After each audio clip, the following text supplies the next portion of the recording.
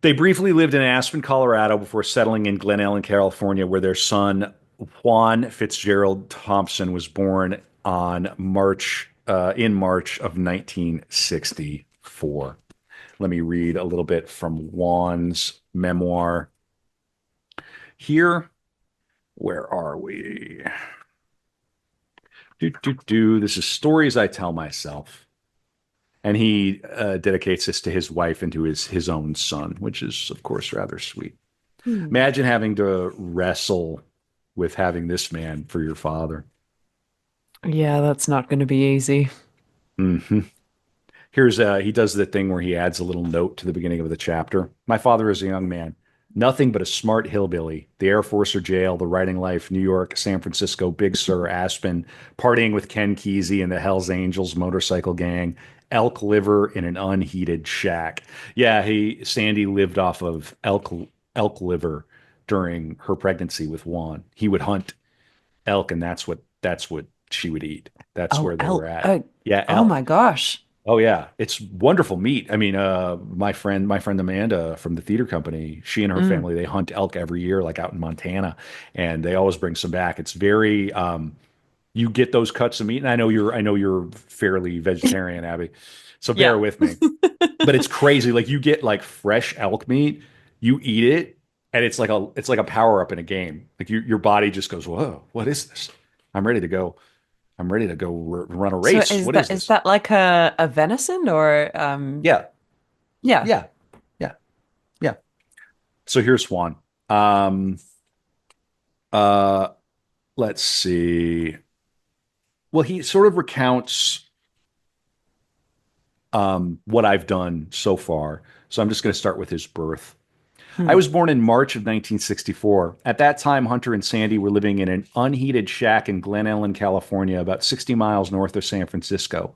He was traveling quite a bit, freelancing for several newspapers and magazines, and making hardly any money. My mother did secretarial work, providing a minimal, steady paycheck to compensate for Hunter's irregular freelance income. For food, he would occasionally shoot a deer or an elk. My mother told me that for the duration of her pregnancy, she lived on elk meat, especially elk liver, salad, and milk.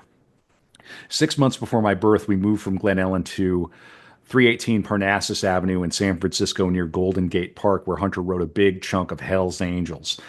Hell's Angels was the first major book. It's the thing that put him on the map and opened up every other Mm. door. A book length, and it's great. A book length nonfiction account of the several months he spent with the infamous motorcycle gang in 1965. The Angels had been getting a lot of sensational press in the mid 1960s, in which they were represented as evil, crazy thugs determined to destroy everything good and right in America. Hunter was curious to know the real story and proposed that he read a magazine article on the Hells Angels. He ended up spending around 6 months with the Oakland chapter, not as a member, but as a journalist who wanted to know their story. He like embedded himself in with the Hells Angels. Nobody was doing stuff like this. This was Mm. fairly new. This like in your face, I'm part of the story. I'm going to get the story. Almost as close as you could get to like war reporting, but like in peacetime, with this gang of thugs essentially. And he would end up getting the shit kicked out of him by the Angels. Um, he ended up spending around six, yeah, da, da, da, though he ended up getting stomped by the gang for allegedly betraying the terms of the financial deal he had written with them. He'd gotten the material he needed. In his book, he portrays them as neither devils nor revolutionaries, but as mostly small time hoodlums and drifters with very limited options, unallied to any ideology or greater movement.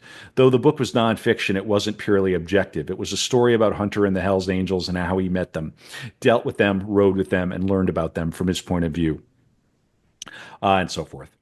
Well, Hunter was traveling, and we'll talk more about that book in a minute.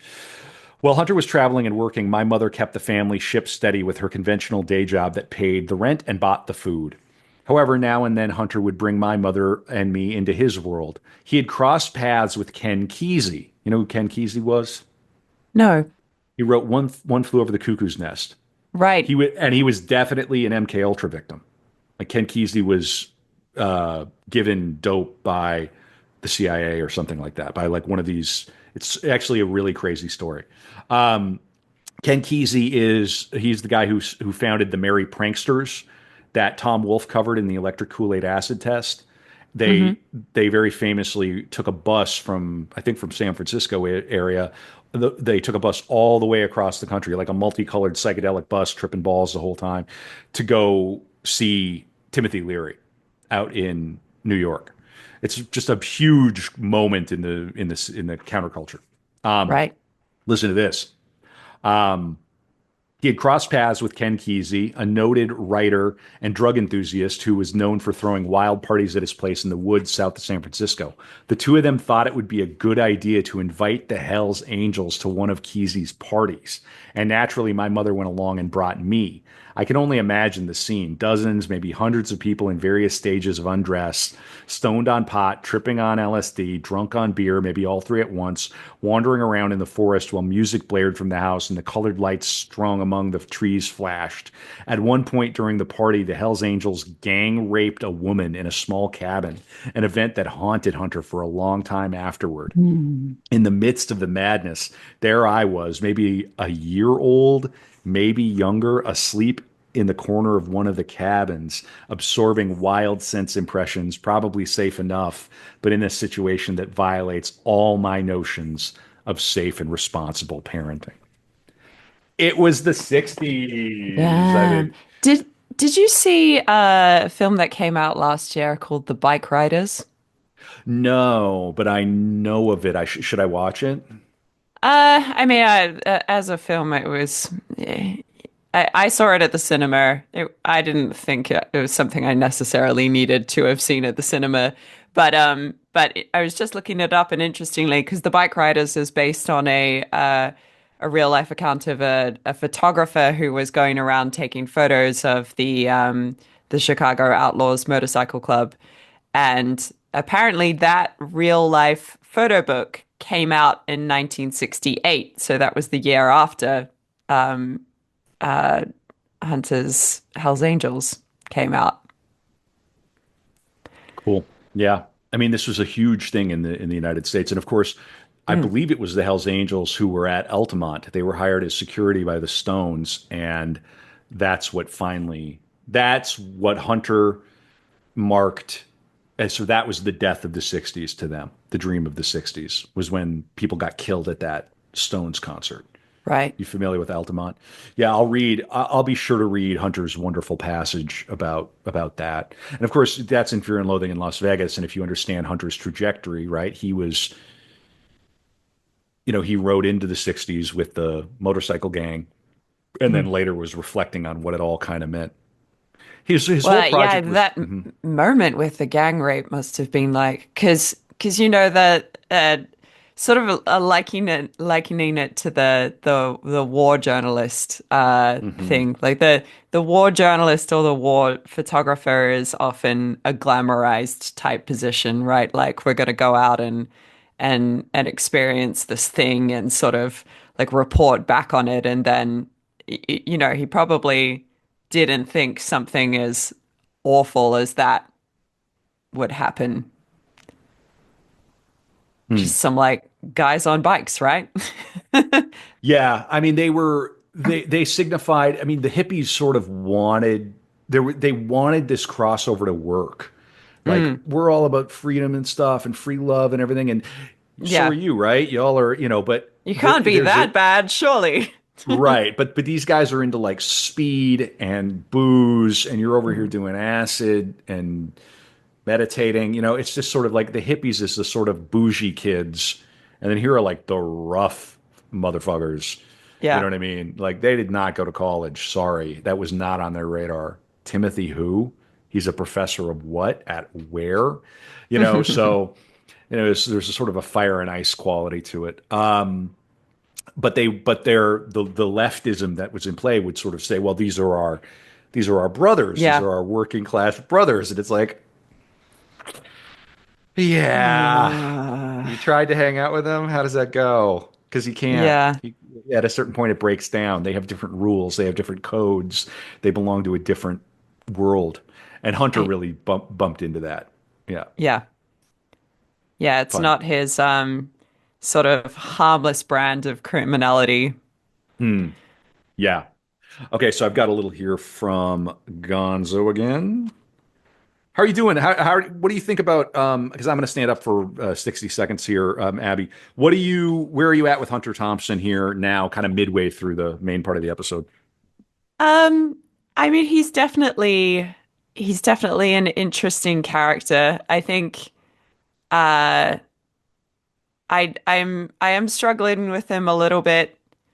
I very much enjoy hearing his writing.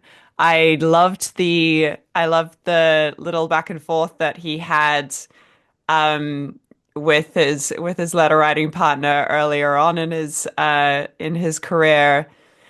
Um yeah, he's definitely interesting as an artist. I struggle with his treatment of some of the people around him. I think that's a little difficult to deal with. But I think a lot of artists, their families are the ones that suffer. It's one of these things where we don't excuse these things even though we acknowledge Mm, the greatness. And there are guys acting like cads like Hunter right now who run, plumbing companies, right? yeah, And God bless those guys too. You want everyone to do yeah. well, We're just but not going to hear about it, are we? we're just not going to hear about it, right? We know so much about Hunter because he was such a great mid-century American author and influenced so many people. And Yeah. we haven't even gotten to the great writing yet. It's coming. This is where it happens. And there's probably something to be said for this time out in California, having his Mm. son dropping a lot Well, of and acid. you can definitely see how all of these elements blend to create what the great writer would be later on. Yes. So here's a little more from Sandy. My whole life was completely wrapped around Hunter. I would send my father articles, but my father wouldn't respond. My mother kept in touch with me because she wanted to make sure that I was okay. But when people in my family died or when there was a wedding in my family, I was not there. We headed back to New York, and then Hunter and Paul got a job delivering somebody's things cross country. By the time I flew out to meet Hunter, Paul was living in a cabin in the Aspen Mountains, and Hunter and I visited him before renting a small house in the Woody Creek Road. I remember being at Paul's and pouring them wine. Paul had an outhouse, and I went out to the outhouse and I got sick. And I thought, what's this? This is the pregnancy. I saw the doctor that week who confirmed that I was pregnant. I don't remember Hunter's reaction exactly, but it definitely wasn't bad. I was incredibly happy. Hunter shot elk so that I could eat elk liver, which is what I ate the whole time I was pregnant with Juan. After which, of course, I never wanted to see another piece of elk or venison ever. I had that in salad and powdered milk, and so forth. Let's see. Yeah. William Kennedy. Hunter loved Fitzgerald, and he named his son Juan Fitzgerald Thompson after Scott and also after the other Fitz, John Fitzgerald Kennedy. So this is quite heavy. Sandy, when we brought Juan home, he slept with us. We had a Doberman at the time, Agar, and the dog slept with us too. Agar was the first, but later we had other Dobermans, Darwin, who was the all-star, and Benji, who had 2 litters of puppies. We kept one of them and called him Weird. His actual name was Speed Wizard, and he was very weird. The mattress was on a box spring, not on the floor, so we were getting up in the world. I nursed Mm. Juan and I was in absolute heaven. Here's Hunter and here's my son. It was an extraordinary feeling of power, of love, of everything good. I got pregnant again a year or two later. Hunter didn't want another child, but I definitely did. I wanted another Hunter of all things. But I'm Rh negative and Hunter is Rh positive, and in those days, if that was the case, only your first child lived. Have you ever heard of this? I don't know Wow. what she's talking about. I don't know of that one, but my mother has a blood type where when she was pregnant with all of us, she had to get injections because our blood couldn't mix with her blood Jeez. because her That blood type would just try to reject the fetus. And it's crazy. quite common. A friend of mine had that with her kid as well. I don't know if it's the same thing, but there are some weird blood type things that go on. I think my mother is O negative. So I have some this is very, very heavy, and this is another kind of linchpin, I think, of his psychology and all the rest of it. None of my other children lived after one. There were 5. The first one was probably at 2 or 4 months, and it was a true miscarriage. And then I had a full term baby. Well, she was born with a cord tied around her neck, and she was blue. Mm. She was Rh positive, and Aspen Valley Hospital didn't have blood. When the baby was born, I didn't look at her because I sensed that something was wrong. I dealt with it initially by just going crazy, by going out into the field in my head next to the hospital bed, and nothing was real. There were these flowers out there, and in my mind, I thought, if nothing is real, the baby's not dead. I went into this place, and Hunter looked at me and said, Sandy, if you want to leave, if you need to leave and go out there for a while, then you do that. But you have to know that Juan and I need you. It was one of the most beautiful things he ever did. And of course, I came back. Hunter and a friend buried the baby. Hunter had named her Sarah by the Roaring Fork Field. So that's just so sad, Yeah. obviously. And 5 miscarriages and a full term child that dies and Oh, terrible. Just a lot of suffering there. So, and also a strain on a marriage. yeah. That's a tough thing. They say that most marriages don't survive the death of a child. Like Mm. if a child dies, you need to there needs to be like intervention, or else the marriage can really, really, really suffer. You can about imagine. I don't want to even think about it. No. Okay. That summer, Thompson made a fateful decision. He began taking Dexedrine, a stimulant he would use heavily for writing throughout the 1960s and early 70s. By 1974, he was onto cocaine. Throughout the early 60s, Thompson continued writing for the National Observer, covering a range of domestic topics. In 1964, he traveled to Ketchum, Idaho, where Hemingway shot himself, to investigate the reasons behind Hemingway's suicide. While there, he stole a pair of elk antlers from Hemingway's cabin. Wow. Whoops. uh, Mm, would not advise that. no. Uh, I Yeah. Later that he felt entitled to it for sure. Later that year, Thompson moved back to San Francisco and attended the 1964 Republican National Convention at the Cow Palace. He continued writing for the National Observer, but his relationship with the paper soured after his editor refused to publish his review of Tom Wolfe's The Candy-Colored Tangerine Flakes Streamlined Baby. Thompson severed ties with the publication and soon found himself immersed in the countercultural movement taking root in the Bay Area. He began contributing to Spider, an underground Berkeley newspaper, marking his first real involvement with the radical, drug fueled world that would later define his career. mm. All right, we're going to get to Hell's Angels now. Do I have my copy? Where is it? Uh, where is my copy of Hell's Angels? Oh, you know what? I think that's one that maybe I have to have on PDF. So many books. Let Oh me see if yeah. I can. Yeah. Oh, yeah. Okay. All right. I know I have a copy of that somewhere.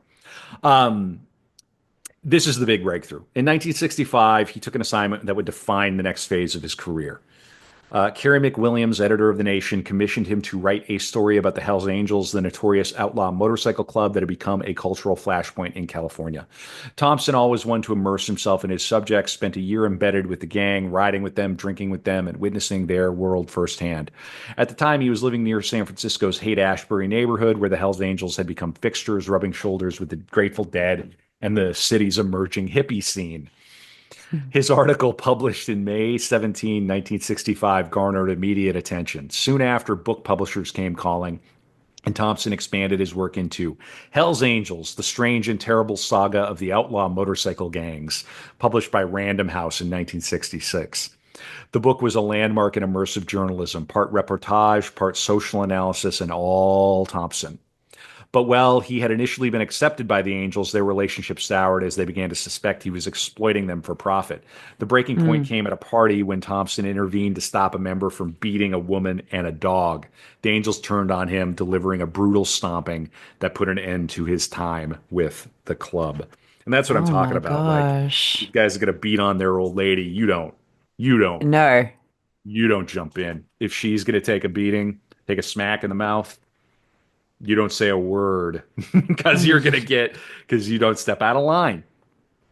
They have their very strict social order, right? They seem like freewheeling fun, do a lot of Yeah. drugs. There's very strict social hierarchy, like a pack of wolves. There's a very strict social hierarchy, and you're the outsider, dude. What are you doing?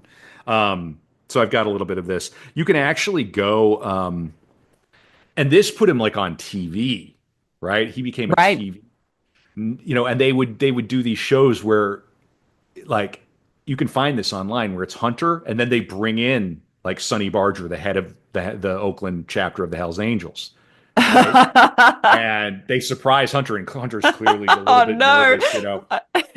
And like Yeah, some sort like of talk show or yeah, like a talk show type thing. Yeah, yeah. This was a big cultural moment, right? Because Middle America was right. trying to figure out what are these hippies and these freaks and these weirdos in California? What's going on? They're Yeah. America's going to hell. Like what's going on?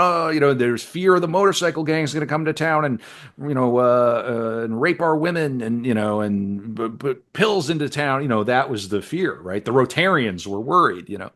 Um, so this is Sonny Barger, who was I think the head of like maybe the president of the chapter of the Hell's Angels that he was fucking with. He would fire a gun out the window of his apartment in San Francisco to trying to impress people. To me, that is the stupidest thing anybody can do. And he would talk himself up that he was a tough guy when he wasn't. When anything happened, he would run and hide like what he did at Bass Lake. Bass Lake was the big run of the year, the Labor Day run. We had a place up there, and one year Hunter drove up in his car and met us. We'd be there 2, 3, 4 days. Tiny Baxter might have been the sheriff. Sergeant Ring was the guy that ran the show up there. Sergeant Ring and I had a very good understanding. But Hunter jumped in his car for a beer run, and a couple of us went with him. The first store we went to was a bust, so we went to another store. These fucking punks ain't gonna run us off. We came here to get beer, and they aren't gonna tell us you can't buy beer. But we get to the other store, and there was a group of mostly sheriffs waiting for us. There might have been 3 or 4 locals with them, and we got in a little verbal argument with the sheriffs there, and we were going to fight. And Hunter jumped in the trunk of his car. So Hunter jumps in the trunk of his car to hide. When he's got citizens around him, he'll shoot his gun off and talk loud, but when the shit comes down, he's out of there. When it was settled, he came out. He didn't write about that part in his book. All Nope. right. Yeah, a little more. He hadn't seen Hunter in months, maybe a year, and he said that his editor told him, finish the book or you're not getting paid. He said himself that he got a bottle of whiskey and an ounce of coke and wrote the second half of the book overnight. When the book was done, he came back around to us and said, I'd like to go on a run with you. We went up to Squaw Rock. It's a big rock, 5,200 feet high. Supposedly in ancient folklore, the squaw's boyfriend was fucking another squaw down at the bottom. She climbed up the rock, jumped off, and landed on them both and killed them. But anyway, it's up in Northern California. Getting a little taste of the style of the leader of the Hells Angels, Sonny Yeah, Barger. I love it. Yeah. So we were up there. Hunter says it was an argument over whether his Triumph or BSA or whatever he had was faster than Junkie George's Harley, which is total bullshit. Junkie George was the name of the guy that beat him up, but it had nothing to do with that. We were there, and George got in an argument with his old lady. George's old lady, not Hunter's. They got in an argument, and George slapped her. Guys do that. Well, Yeah, when he did Junkie that, George does that. yeah, Junkie George does that. Yeah. Well, when he did that, his dog bit him.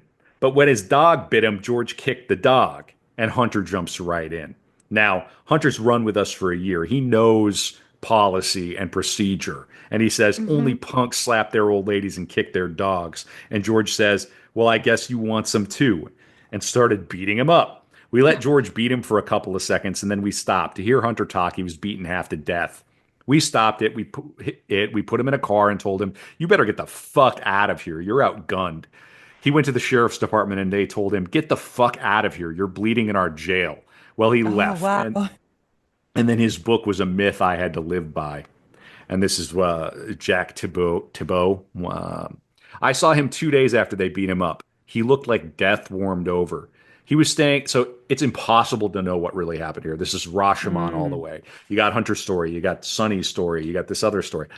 He was staying at some crash pad getting ready to leave for Aspen, and both of his eyes were filled with blood. So it sounds like it takes more than a few seconds to beat on somebody. Yeah. Yeah. His ribs were taped, and he was sleeping on a sleeping bag on the floor of this empty house. He and Sandy moved out of their place and put all their stuff in a trailer, which was parked outside this house. Juan and Sandy were already in the car, and as Hunter got out of the sleeping bag, he could hardly stand up. I tried to help him, but he said, "Oh, no, no, don't help me." So he crawled up the wall from the sleeping bag and managed to get into his clothes and hobble out to the car. He got out up to the car, and then he sent me back into the house to the refrigerator for a six-pack of beer. He made a mistake. He trusted them a little too much, and they got him. Sonny Barger's great statement was, "You treat me good, I treat you better. You treat me bad, I treat you worse." That's the way they do it. If one angel fights you, they all fight you.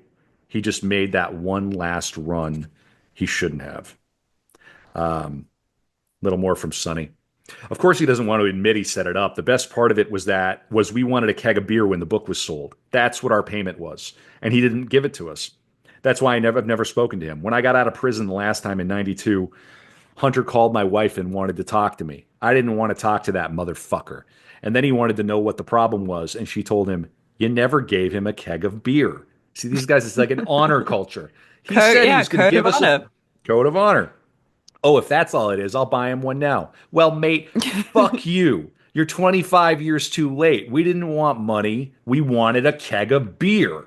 I'm kind of with these guys a little bit. It's Yeah, like, yeah. yeah, it's a funny thing. Hunter's probably one of the best writers that we'll ever get, but I didn't care about that. The Rolling Stones are probably the best rock and roll singers left, but they're total fucking jerks in my world. I met them at Altamont. I didn't like them before they came out. I didn't like what they did when they came out, and I didn't like what they said about us afterwards. I don't think that people realize that just because you're really good at something, it doesn't make you a good person.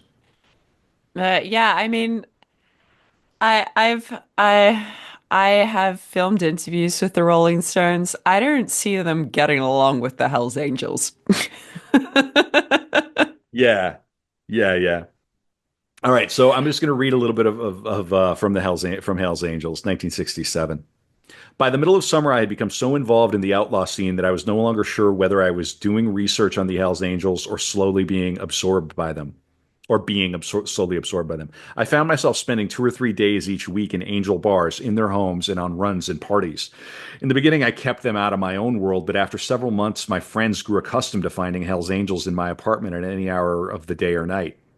Their arrivals and departures caused periodic alarms in the neighborhood and sometimes drew crowds on the sidewalk. When word of this reached my Chinese landlord, he sent emissaries to find out the nature of my work. One morning, I had Terry the Tramp answer the doorbell to fend off a rent collection, but his act was cut short by the arrival of a prowl car summoned by the woman next door. She was very polite while the angels moved their bikes out of the driveway, but the next day she asked me whether those boys were my friends. I said yes, and 4 days later, I received an eviction notice. The great Calvinist utopia here in America. Mm, People are afraid. There's a lot of fear. Just America yeah. is a fear engine in this country for sure. You're always looking over your shoulder. Somebody's going to try to fuck you or hurt you or or bring the property values down. We can't be that place. We can't have these motorcycles parked in front of the apartment. What are the neighbors going to think? That's Wow. America. Yeah, I mean, That's everywhere, right? that is everywhere. And from the descriptions of some of the things that they do, you probably don't want them in the neighbor. Well, I mean, Right. it's pretty irresponsible for him to have had them in the house with his wife and kid. Yeah, you're probably right. There's sides to this. Yeah, layers. Yeah. Anyway, but it's crazy that you can get evicted, right? You're getting evicted Yeah. because, That there's yeah, that shouldn't be allowed. yeah, there But should be, but what do you do? yeah, All right. what do you do? Actually, their visits were marked by nothing more sinister than loud music, a few bikes on the sidewalk, and an occasional shot out the back window. Okay, well, Okay. um, most of the bad action came on nights when there were no angels around. One of my most respectable visitors, an advertising executive from New York, became hungry after a long night of drink and stole a ham from the refrigerator in a nearby apartment. Another guest set my mattress afire with a flare, and we had to throw it out the back window. Another ran wild on the streets with a high powered Falcon air horn, normally carried on boats for use as a distress signal. People cursed him from at least 20 windows, and he narrowly escaped injury when a man in pajamas rushed out of a doorway and swung at him with a long white club. One of the worst incidents of that, Eric, can you tell the writing is totally mature now? Hmm. It's totally fully realized. Like he hasn't gone gonzo, but he's Yeah. writing tight, clear sentences. You're following everything. There's no cliches. One of the worst Mm. incidents of the era caused no complaints at all. This was a sort of good-natured firepower demonstration, which occurred one Sunday morning about 3:30. For reasons that were never made clear, I blew out my back windows with 5 blasts of a 12-gauge shotgun, followed moments later by 6 rounds from a 44 Magnum. It was a prolonged outburst of heavy firing, drunken laughter, and crashing glass, yet the neighbors reacted with total silence. For a while, I assumed that some freakish wind pocket had absorbed all the noise and carried it out to sea, but after my eviction, I learned otherwise. Terry the Hmm. Tramp had been up all night and was groggy from pills and wine. It was a cold, wet day, and on the way to my place, he had stopped at a Salvation Army store and bought the shaggy remains of a fur coat for 39 cents. It looked like something Marlene Dietrich might have worn in the 20s. The ragged hem flapped around his knees, and the sleeves were like trunks of matted hair growing out of the armholes of his Hell's Angels vest. With the coat wrapped around him, he appeared to weigh about 300 pounds, something primitive and demented, wearing boots, a beard, and round black glasses like a blind man. Letting him answer the doorbell seemed like a final solution to the rent problem. And so this is Tom Wolfe, of course, the great Tom Wolfe, who sits right next to Hunter in this sort of new journalism Mm. movement. He's sort of the New York answer to this. Tom Wolfe wrote the Electric Kool-Aid Acid Test. He wrote The Right Stuff that the movie was based on. Yeah. He wrote a lot of other stuff. Yeah.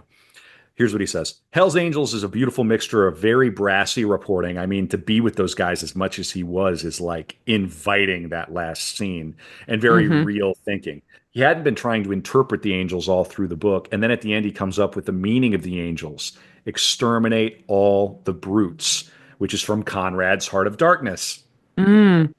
It was an awfully good combination of real reporting, real thinking, and the comic style. All right. So now he's a celebrity.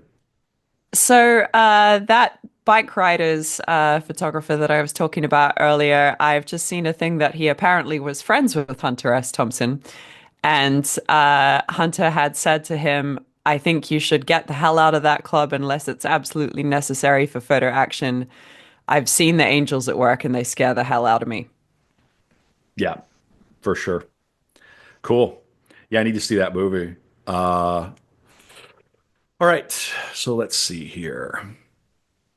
The incident, the beating, became part of the book's marketing, and a live television confrontation between Thompson and Hell's Angels Skip Workman was Mhm. broadcast on CBC, further cementing Thompson's reputation as a fearless journalist willing to put himself in harm's way.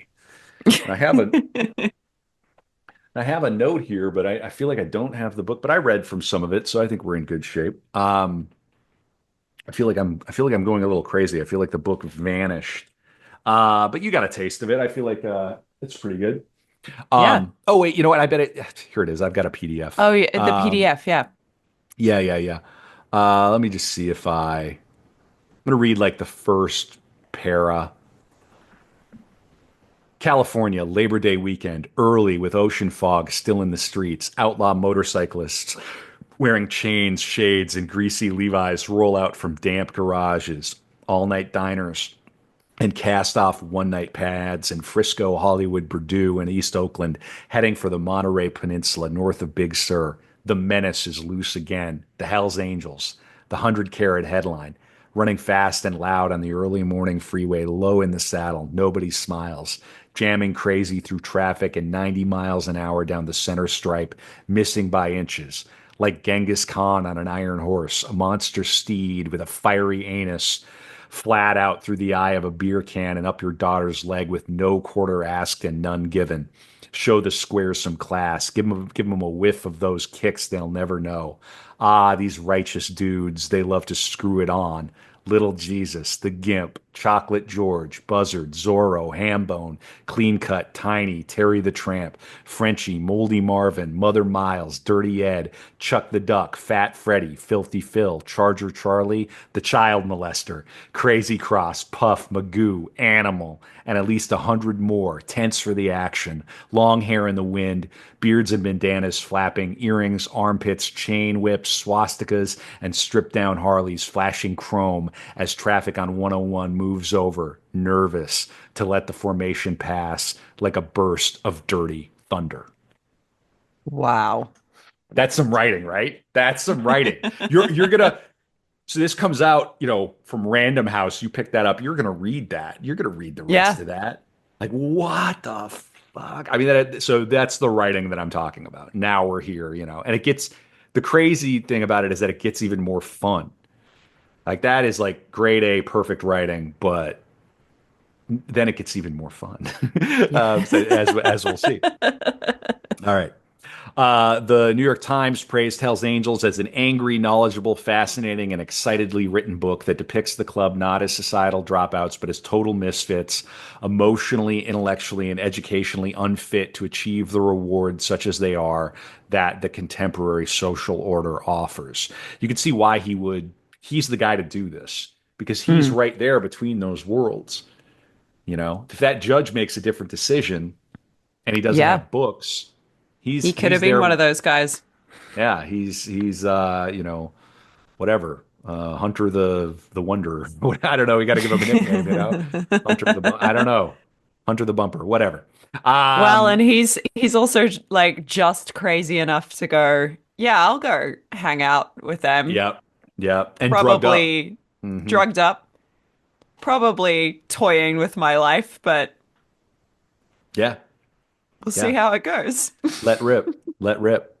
The reviewer for the Times also noted that his writing crackles like motorcycle exhaust. The book was a Mm, success, establishing him as a singular voice in American journalism. It also gave him his first real taste of national fame, and perhaps more importantly, a realization that he could become more than just a journalist. He could be a character in his own stories. right. During this period, he also advised photographer Danny Leon. Is that the Yeah, guy? this is the guy. Yeah. Yeah, who was working on the project about the Outlaws Motorcycle Club. There you go. That's in my outline. So now he moves to Aspen and runs for sheriff. Okay. So with the success of Hell's Angels, he quickly found himself in demand, contributing stories to major national magazines, including the New York Times Magazine, Esquire, Pageant, and Harper's. He's made it. He's playing in the big leagues now, and now we have Hmm. money. And this was Yep. back in the day where you could write an article every like 2 or 3 months and live off of it well. It's that kind of thing. And you're famous. Now you're a famous writer with a byline that has some clout. Yep. His work during that period showed a growing skepticism toward the counterculture he had once admired. Hmm. Nobody was more on the edge of it. He was right there.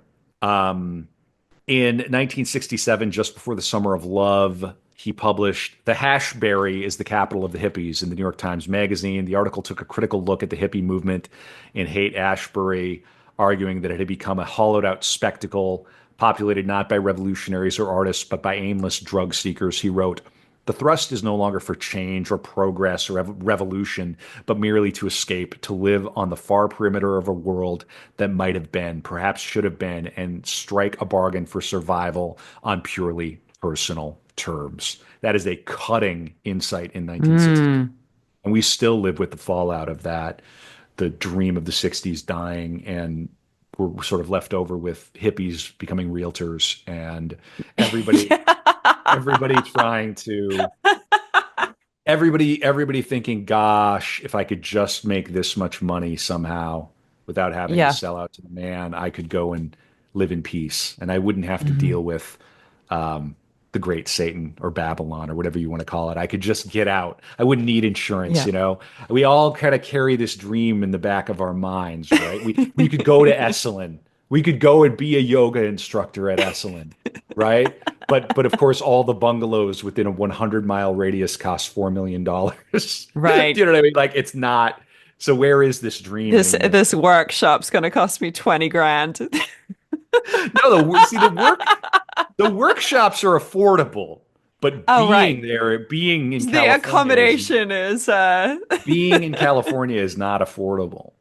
If you go to California for a month, they expect you to pay their state income taxes. They will hunt you down. They're like the fifth biggest economy in the world, And so you've got right. both sides of this. You've got this rapacious state, and then but everybody's trying to be, Yeah. everybody got to meditate. Like no wonder you have to We meditate. got to drink that green juice. Yeah, yeah. You're being taxed to death, and you live in a 3 bedroom, one bath that costs, $2.8 million you got to pay the taxes on. Mm. It's maddening. In any event, we love our California people. I don't know how y'all do it, but we love you. One day I'm going to go back on Rare Candy soon, and I'm going to ask them to explain California to me, to my dumb hillbilly ass from flyover here. Hey guys, just explain California to me in 90 seconds. What? What? Okay. Um, so, They're like, uh, well, we got this mountain here and this ocean here. right, This is right, why. right. Yeah, yeah, that's true. I mean, it's like everybody wants to be by the ocean for sure. So I've got something from the Proud Highway. I must have another letter from William Kennedy. Let me see if I have it. So many pages. Oh, I see what I did. I just there. Oh, So this I is was just I was just reading about the little talk show bit with the Hell's Angel. And there's a, a description of it that says, near the end of the segment, it becomes clear that the audience is populated with deplorable people who cheer the Hell's Angel when he says, to keep a woman in line, you got to beat him like a rug once in a while, you know? To which Thompson says, I agree. yeah, not good. Not loving the misogyny. Yeah. No. It's very hard stuff to defend, and I'm not gonna sit here and defend that. Different Okay, times, audience loved it apparently. So brutal. Can you imagine if somebody said that now? Like it'd just be crazy. yeah, Why did you we should we go would never hear the end of it. we go tweet about it. We'll go tweet about it. Somebody will start taking screenshots. We'll go tweet about it. All right. Yeah. Um, what a fun time to be alive here in East Berlin. Um, so this is a letter he wrote in 1967. William, he's writing William Kennedy. They kept their correspondence. I have just captured a young skunk and have paid the price. It's 12:45 a.m. here, and the smell is ungodly. Everything, me, the dog, the car, the house, a hideous odor. The thing looks so small that I figured he wouldn't have much of a blast, but he did. I now have him locked. Oops, lost the page here. Let me go back. I now have him. Oh, where did it go? Yes. Um, I now have him locked outside in the horse trailer. Tomorrow, the scalpel, and then the whip. I shall prevail. The skunk will write the great American novel. All right, and so there's more. Really, really funny. It's just sort of business talk about publishing and all the rest.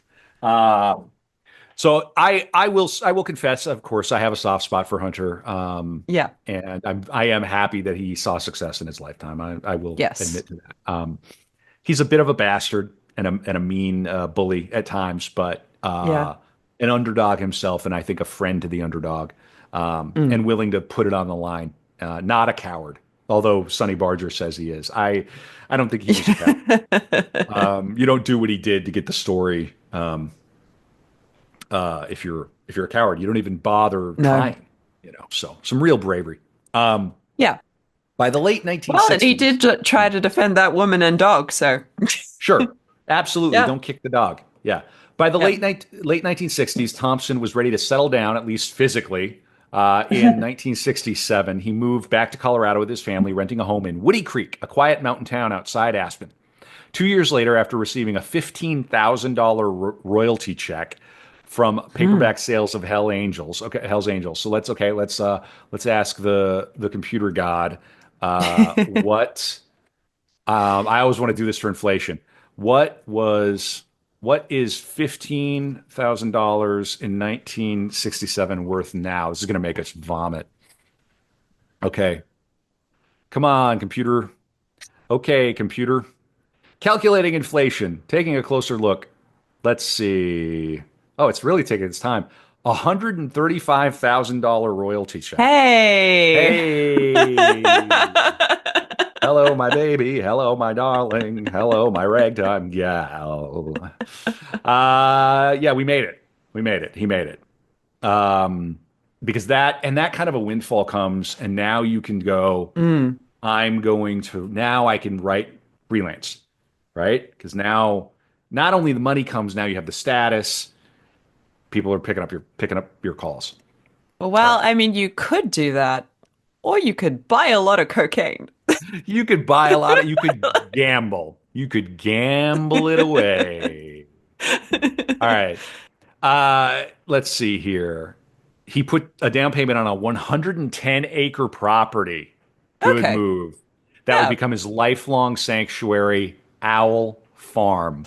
He later described it as his fortified compound, where a place where he could write, drink, shoot guns, and hold court with visitors. The property cost $75,000,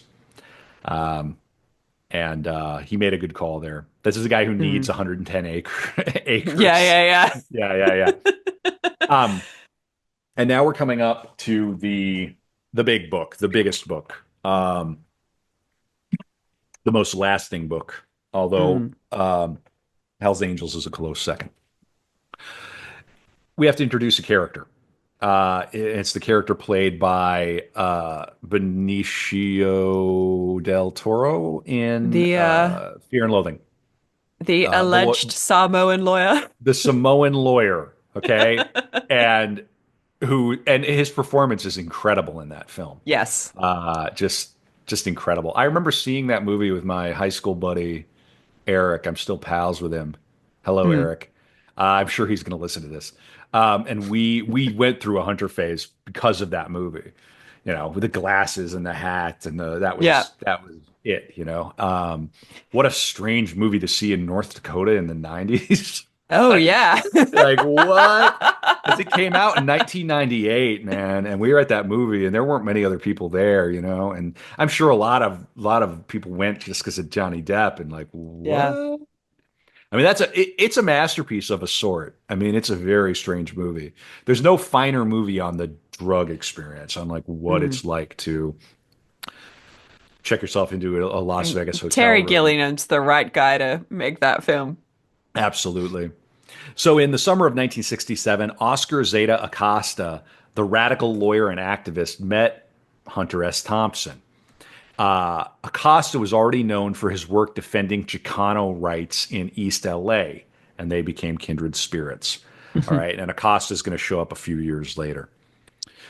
During this period, Thompson's political views sharpened. In early 1968, he signed the Writers and Editors War Tax Protest Pledge, vowing to withhold tax payments as a protest against the Vietnam War. He also received a $6,000 advance from Random House to write The Joint Chiefs, a book about the death of the American dream. To research it, he traveled the country covering the 1968 presidential election and attended the DNC in Chicago, the big, big, Mm. bad convention in Chicago that went south. From his hotel room, he watched as police violently clashed with anti war protesters in the streets. The Mm. experience radicalized him. He later recalled, I went to the Democratic Convention as a journalist and returned a raving beast. Although the Joint Chiefs was never completed, its themes, disillusionment, political chaos, the betrayal of American ideals, would shape his later work. Around the same time, he signed a deal with Ballantine Books to write The Johnson File, a satirical look at President Lyndon B. Johnson. The project collapsed within weeks when Johnson withdrew from the '68 race. All right, so now we get to the Rolling Stone business. By the end of the decade, Thompson had found his true home, Rolling Stone magazine. He was deeply impressed by the magazine's fearless reporting on the disastrous Altamont Free Concert in December 1969, and he reached out to Rolling Stone editor Jan Wenner. Wenner invited him to contribute, and Thompson accepted. From this moment forward, Rolling Stone became his primary outlet, and the Mm. stage was set for the rise of Gonzo journalism. All right, we got to read the Freak Power campaign, and I have to get open a link because I want to get his. I need to have his policies right in front of me because they're really funny. I remember studying this when I was a teenager, learning about Hunter S. Thompson running for sheriff in Aspen, and it completely blowing my mind and going, wait, you can do this? You can just do things? Dudes Just rock. All right. you can commit all those crimes and then run for sheriff. Turns out you can. This is America, Abby. This is America. By 1960, Thompson had moved from political observer to participant. That year, he launched an audacious campaign for sheriff of Pitkin County, Colorado, running on the Freak Power ticket. His campaign was as much a work of performance art as it was a political movement. The platform was radical, yet deeply personal. And here's the platform. This is just from the Battle of Aspen on Wikipedia. Mhm. And it essentially amounts to a very, very narrow defeat in the 69 mayor's election and the 70 sheriff election. Two fellows lost to the more conservative candidates by like a handful of votes. And they Mm. were like, we've got to change this. We've got to change this stuff. Um, uh, so here it is. Thompson put together a campaign to elect himself as sheriff. It combined aggressive radicalism, a higher level of organization than the previous Freak Power campaign, more controversy and danger, as well as some frivolous moments. Here's his 6 point platform: rip up all city streets with jackhammers and sod the streets at once. All public movement would be by foot and a fleet of bicycles maintained by the city police force. Change the name Aspen by public referendum to Fat City. This would prevent greedheads, land rapers, and other human jackals from capitalizing on the name Aspen. These swine should be fucked, broken, and driven across the land. Drug sales must be controlled. My first act as sheriff will be to install on the courthouse lawn a bastinado platform and a set of stocks in order to punish dishonest dope dealers in a proper public fashion. Each year, these dealers cheat millions of people out of millions of dollars. It will be the general philosophy of the sheriff's office that no drug worth taking should be sold for money. Hunting and fishing should be forbidden to all non residents, with the exception of those who can obtain the signed endorsement of a resident, who will then be legally responsible for any violation or abuse committed by the non resident he has signed for. By this approach, making hundreds or even thousands of individuals personally responsible for protecting the animals, fish, and birds who live here. We would create a sort of de facto game preserve without the harsh restrictions that will necessarily be forced on us if these bloodthirsty geeks keep swarming in here each autumn to shoot everything they see. The sheriff and his deputies will never be armed in public. Every urban riot, shootout, and bloodbath involving guns in recent memory has been set off by some trigger happy cop in a fear frenzy. It will be the policy of the sheriff's office to savage, or excuse me, it will be the policy of the sheriff's office savagely to harass all those engaged in any form of land rape. Thompson promised to fire the majority of the conservative county officials and bureaucrats and shaved his head bald, thereby referring to the crew cut ex Army Republican incumbent as my long haired opponent. You know what? I'd vote for that. Isn't that fun? It's so fun. What a hoot. Sustainable land and fisheries, free Yep. drugs, Bicycles. bicycles. It's Amsterdam. He wanted Amsterdam and the Rockies, is what he wanted. So this is Gaylord Gennin, the editor of the Aspen Illustrated News in 1969. Our offices were in the basement of the Jerome Hotel, and one day comes this madman with a letter to the editor, screaming and yelling.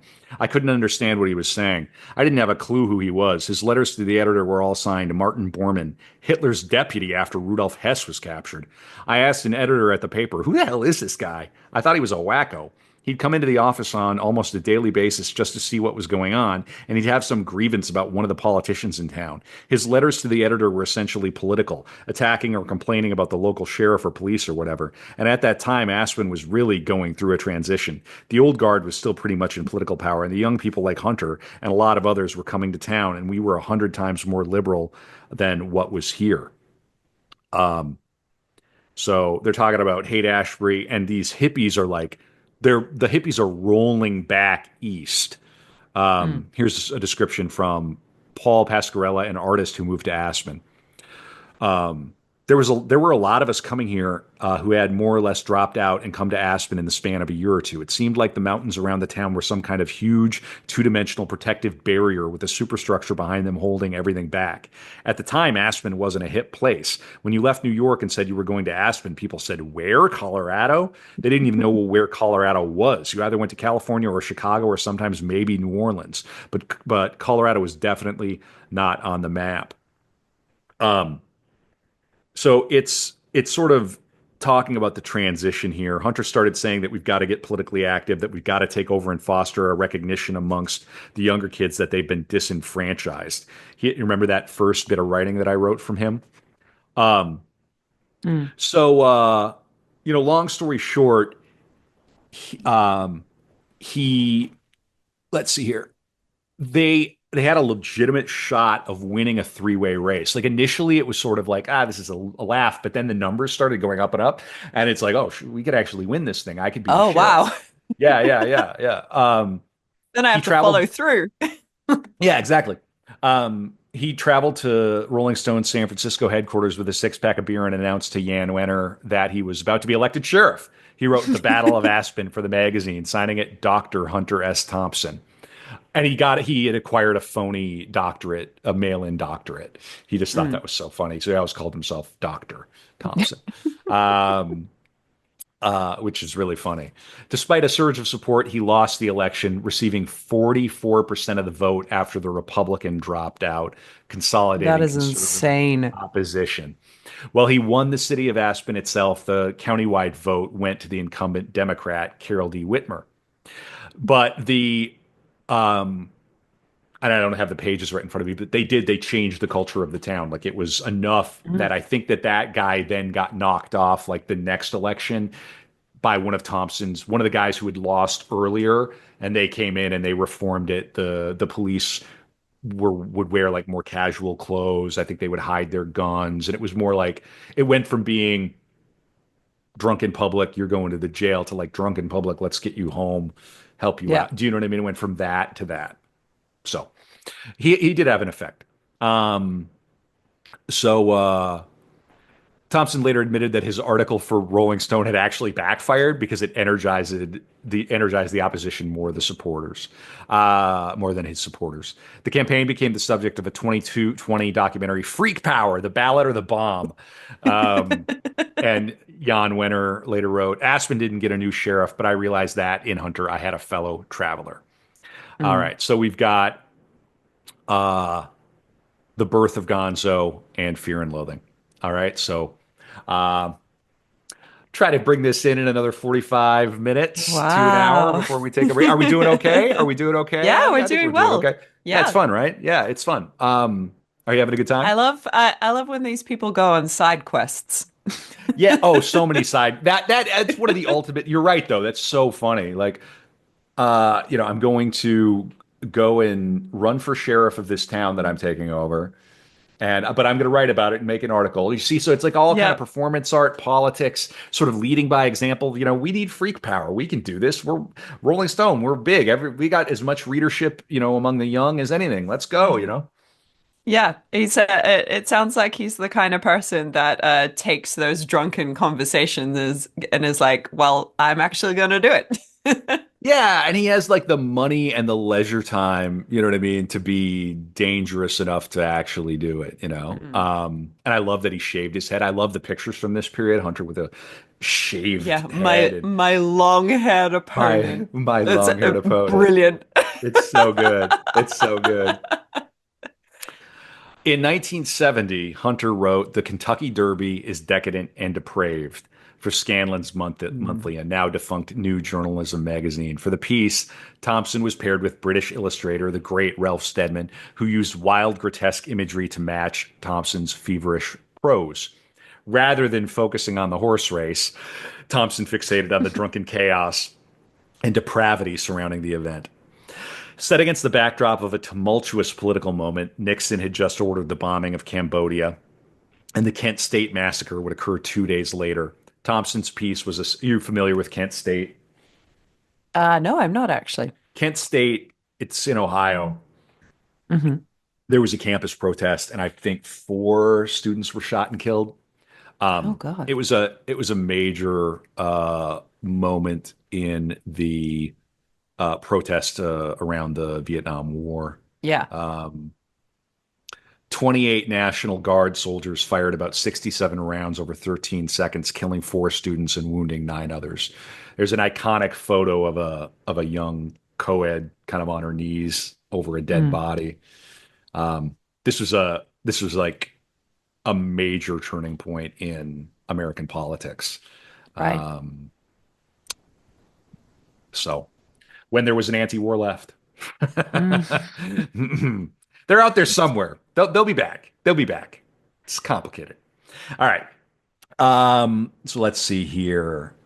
And this is totally new. This is brand new. So here's one story about the origin of it, of the term Gonzo. Mm. Journalist Bill Cardozo, who had met Thompson during the 1968 New Hampshire primary, saw something different in the Derby piece. In a letter, he praised it as pure Gonzo.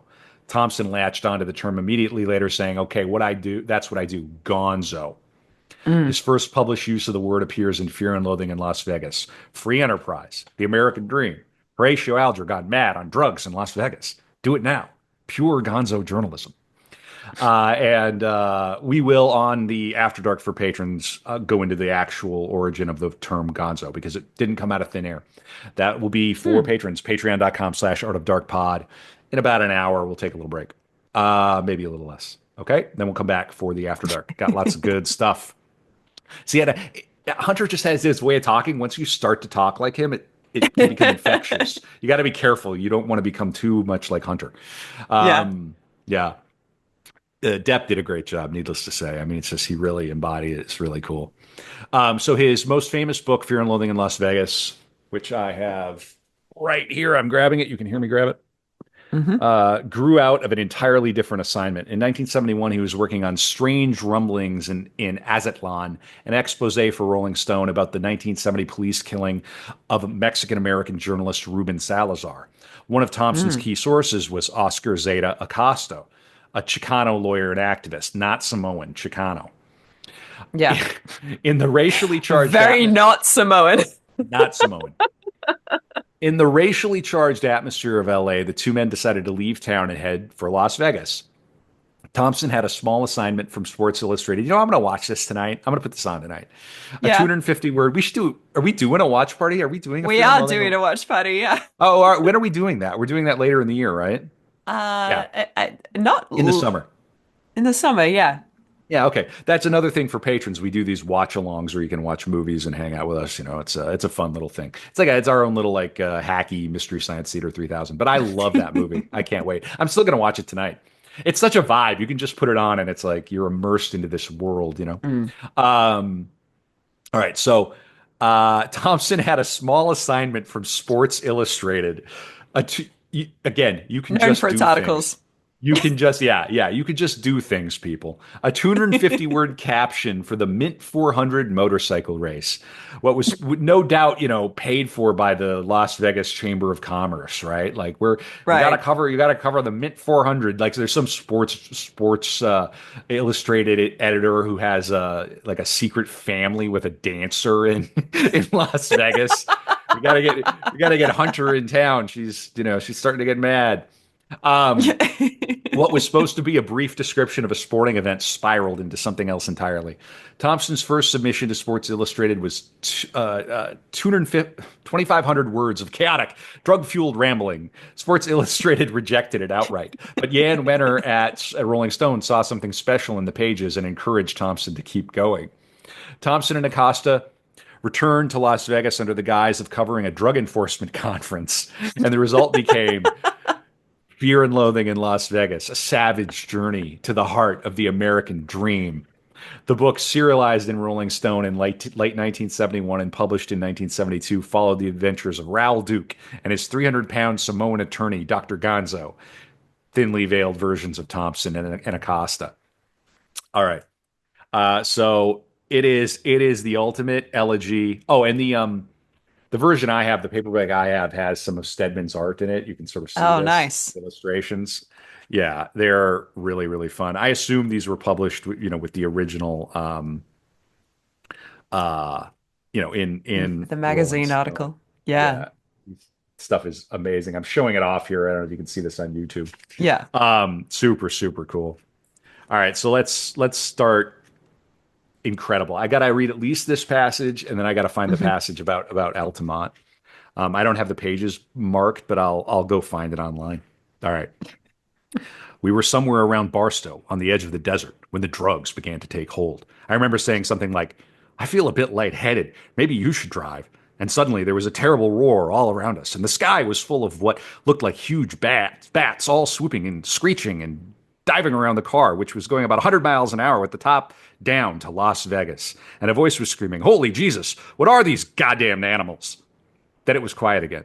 My attorney had taken his shirt off and was pouring beer on his chest to facilitate the tanning process. What the hell are you yelling about? He muttered, staring up at the sun with his eyes closed and covered with wraparound Spanish sunglasses. Never mind, I said. It's your turn to drive. I hit the brakes and aimed the great red shark toward the shoulder of the highway. No point mentioning those bats, I thought. The poor bastard will see them soon enough. It was almost noon, and we still had more than 100 miles to go. They would be tough miles. Very soon, I knew, we would both be completely twisted. But there was no going back and no time to rest. We would have to ride it out.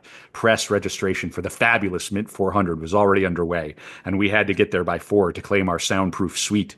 A fashionable sporting magazine in New York had taken care of the reservations, along with this huge red Chevy convertible we just rented off a lot on the Sunset Strip.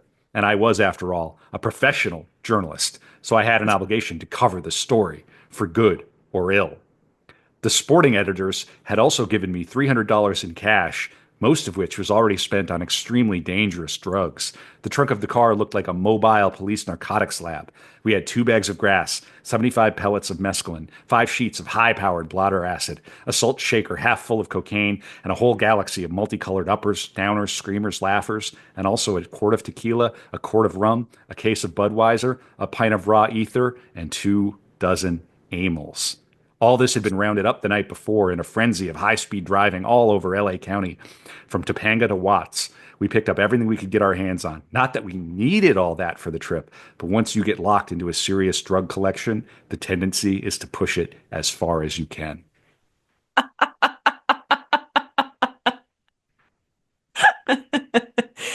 It, Well, it's I mean, I so could good. see why Sports Illustrated maybe would pass. But Uh, brilliant. It's so good.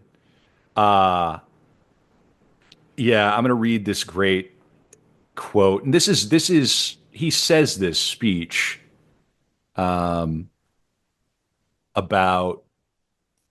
the 60s. Mm, And he Depp gives this speech kind of at the end of the second act of it's a weird movie. The structure is really weird, mm. but I'm going to read it. Strange memories on this nervous night in Las Vegas, 5 years later, six. It seems like a lifetime, or at least a main era, the kind of peak that never comes again. San Francisco in the middle 60s was a very special time and place to be a part of. Maybe it meant something, maybe not, in the long run, but no explanation, no mix of words or music or memories can touch that sense of knowing that you were there and alive in that corner of time in the world, whatever it meant.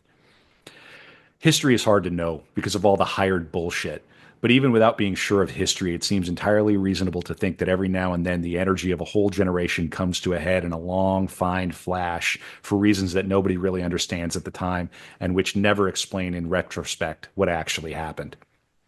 My central memory of that time seems to hang on 1 or 5 or maybe 40 nights or very early mornings when I left the Fillmore half crazy and, instead of going home, aimed the big 650 Lightning across the Bay Bridge at 100 miles an hour, wearing LL Bean shorts and a Butte herder's jacket, booming through the Treasure Island Tunnel at the lights of Oakland and Berkeley and Richmond, not quite sure which turnoff to take when I got to the other end. Always stalling at the toll gate, too twisted to find neutral while I fumbled for change, but being absolutely certain that no matter which way I went, I would come to a place where people were just as high and wild as I was. No doubt at all about that. There was madness in any direction at any hour. If not across the bay, then up the Golden Gate or down 101 to Los Altos or La Honda. You could strike sparks anywhere. There was a fantastic universal sense that whatever we were doing was right, that we were winning. And that, I think, was the handle. That sense of inevitable victory over the forces of old and evil. Not in any mean or military sense. We didn't need that. Our energy would simply prevail. There was no point in fighting, on our side or theirs. We had all the momentum. We were riding the crest of a high and beautiful wave. So now, less than 5 years later, you can go up on a steep hill in Las Vegas and look west. And with the right kind of eyes, you can almost see the high water mark, that place where the wave finally broke and rolled back. Mm. It just gives me chills. It's such good writing. Uh, and I'm pretty sure he's talking about Altamont there, Mm. which happened in Tracy, California, which is sort of in right smack dab in the center of California. And that's we still live in I mean, it's still 1968. There's a fraction of our world is still 1968. That's the energy everybody brings to everything, whether you know it or not. If you're out here speaking English and hanging out on Steve Jobs' phone. Steve Jobs is a super big California hippie. Oh yeah. You know, we got to do him on the pod at some point. Um, but just an incredible book. I mean, one of the best books about the '60s. The book was met with critical acclaim. The New York Times called it the best book yet written on the decade of dope. It Mm. introduced Gonzo to a wide audience and solidified his place as one of the most influential American journalists. The two-part Rolling Stone article that came out of the trip was a sensation. A year later, in '72, Random House published it as a nonfiction book. And our friend Acosta, the not a Samoan, um, such a good book, found himself at the center of a literary firestorm. The publisher's legal department Ooh. insisted the book could not be released unless Acosta approved of it, as he was too Mm. recognizable in the text. But when Acosta saw how Thompson had depicted him, described as a 300-pound Samoan instead of a Mexican American, he was outraged. He initially it'd be like if I said, my Australian co-host Abby, my Um, my South African co-host Abby. yeah, yeah, Yeah, yeah. yeah. There you go. There you go. Yeah, yeah, yeah, yeah. She Although, hides. like, hey, there's nothing wrong with being Samoan. Like, No, there's nothing. No, of that's like, course not. Of course not. But you get, yeah, right. Of course. Of course. Nothing wrong. No, of course. no. I mean, yeah, yeah. But I just think in any event, he was outraged. He refused to sign Right. off. He ultimately relented, providing his real name and image appeared on the dust jacket. Later, he would stake a claim to a portrait of a portion of the film rights, which only deepened the rift between the two men. Scholar David S. Wills in High White Notes, The Rise and Fall of Gonzo Journalism, argues that Acosta was more than just a character in Fear and Loathing. He was a driving force behind its very themes. It was Acosta, Wills suggested, who pushed Thompson to explore the idea of the American dream. In a Mm. letter to one of Thompson's editors, Acosta complained, "Hunter has stolen my soul. He has taken my best lines and has used me." Although they attempted to collaborate again, the fallout from Fear and Loathing was irreversible. Their friendship fractured, and after Acosta's disappearance, Thompson took years before finally writing an obituary of sorts. The Banshee screams for buffalo meat. In it, he painted Acosta as a larger than life but deeply troubled figure, a stupid, vicious quack with no morals at all and the soul of a hammerhead shark. Despite the harsh words, Thompson never truly let go of Acosta. Stedman later explained Hunter berated most of his friends a lot, but somehow it was funny. His way of expressing love for people was to be both angry and insulting. There's some Wow. descriptions of Acosta saying like he was legitimately scary. Like he could scare people. Right.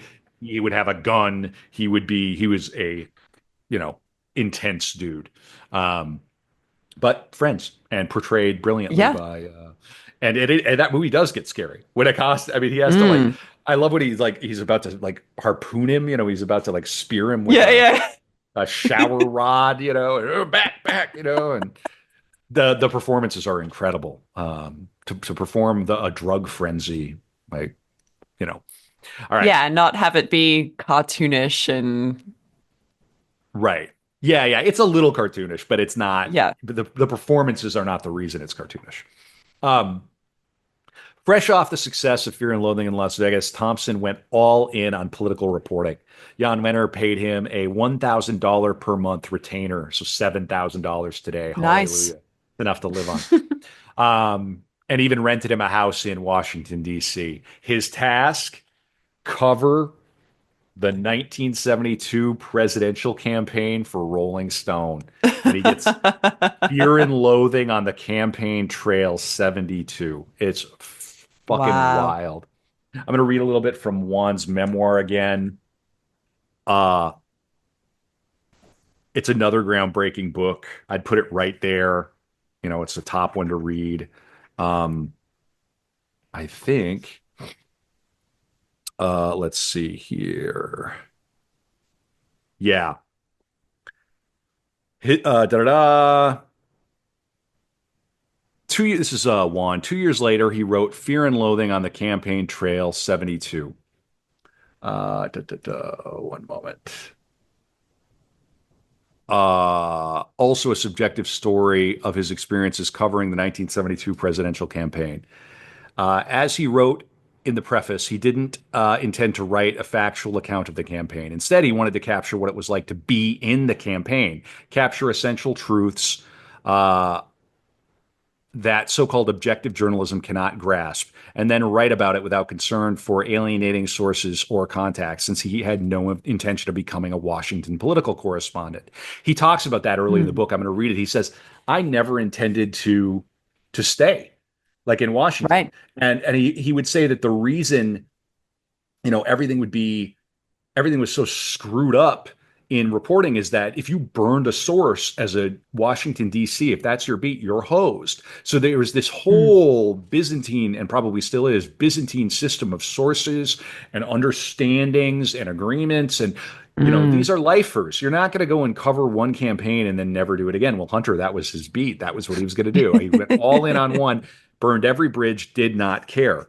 Um, and describing a little more describing his father as an alcoholic, etc. Their life in DC was pretty wild. Let me see if I can find it. Let's see. I want to make sure I've got this right. This is from Juan's business. Oh, there's a good picture of Hunter with Acosta.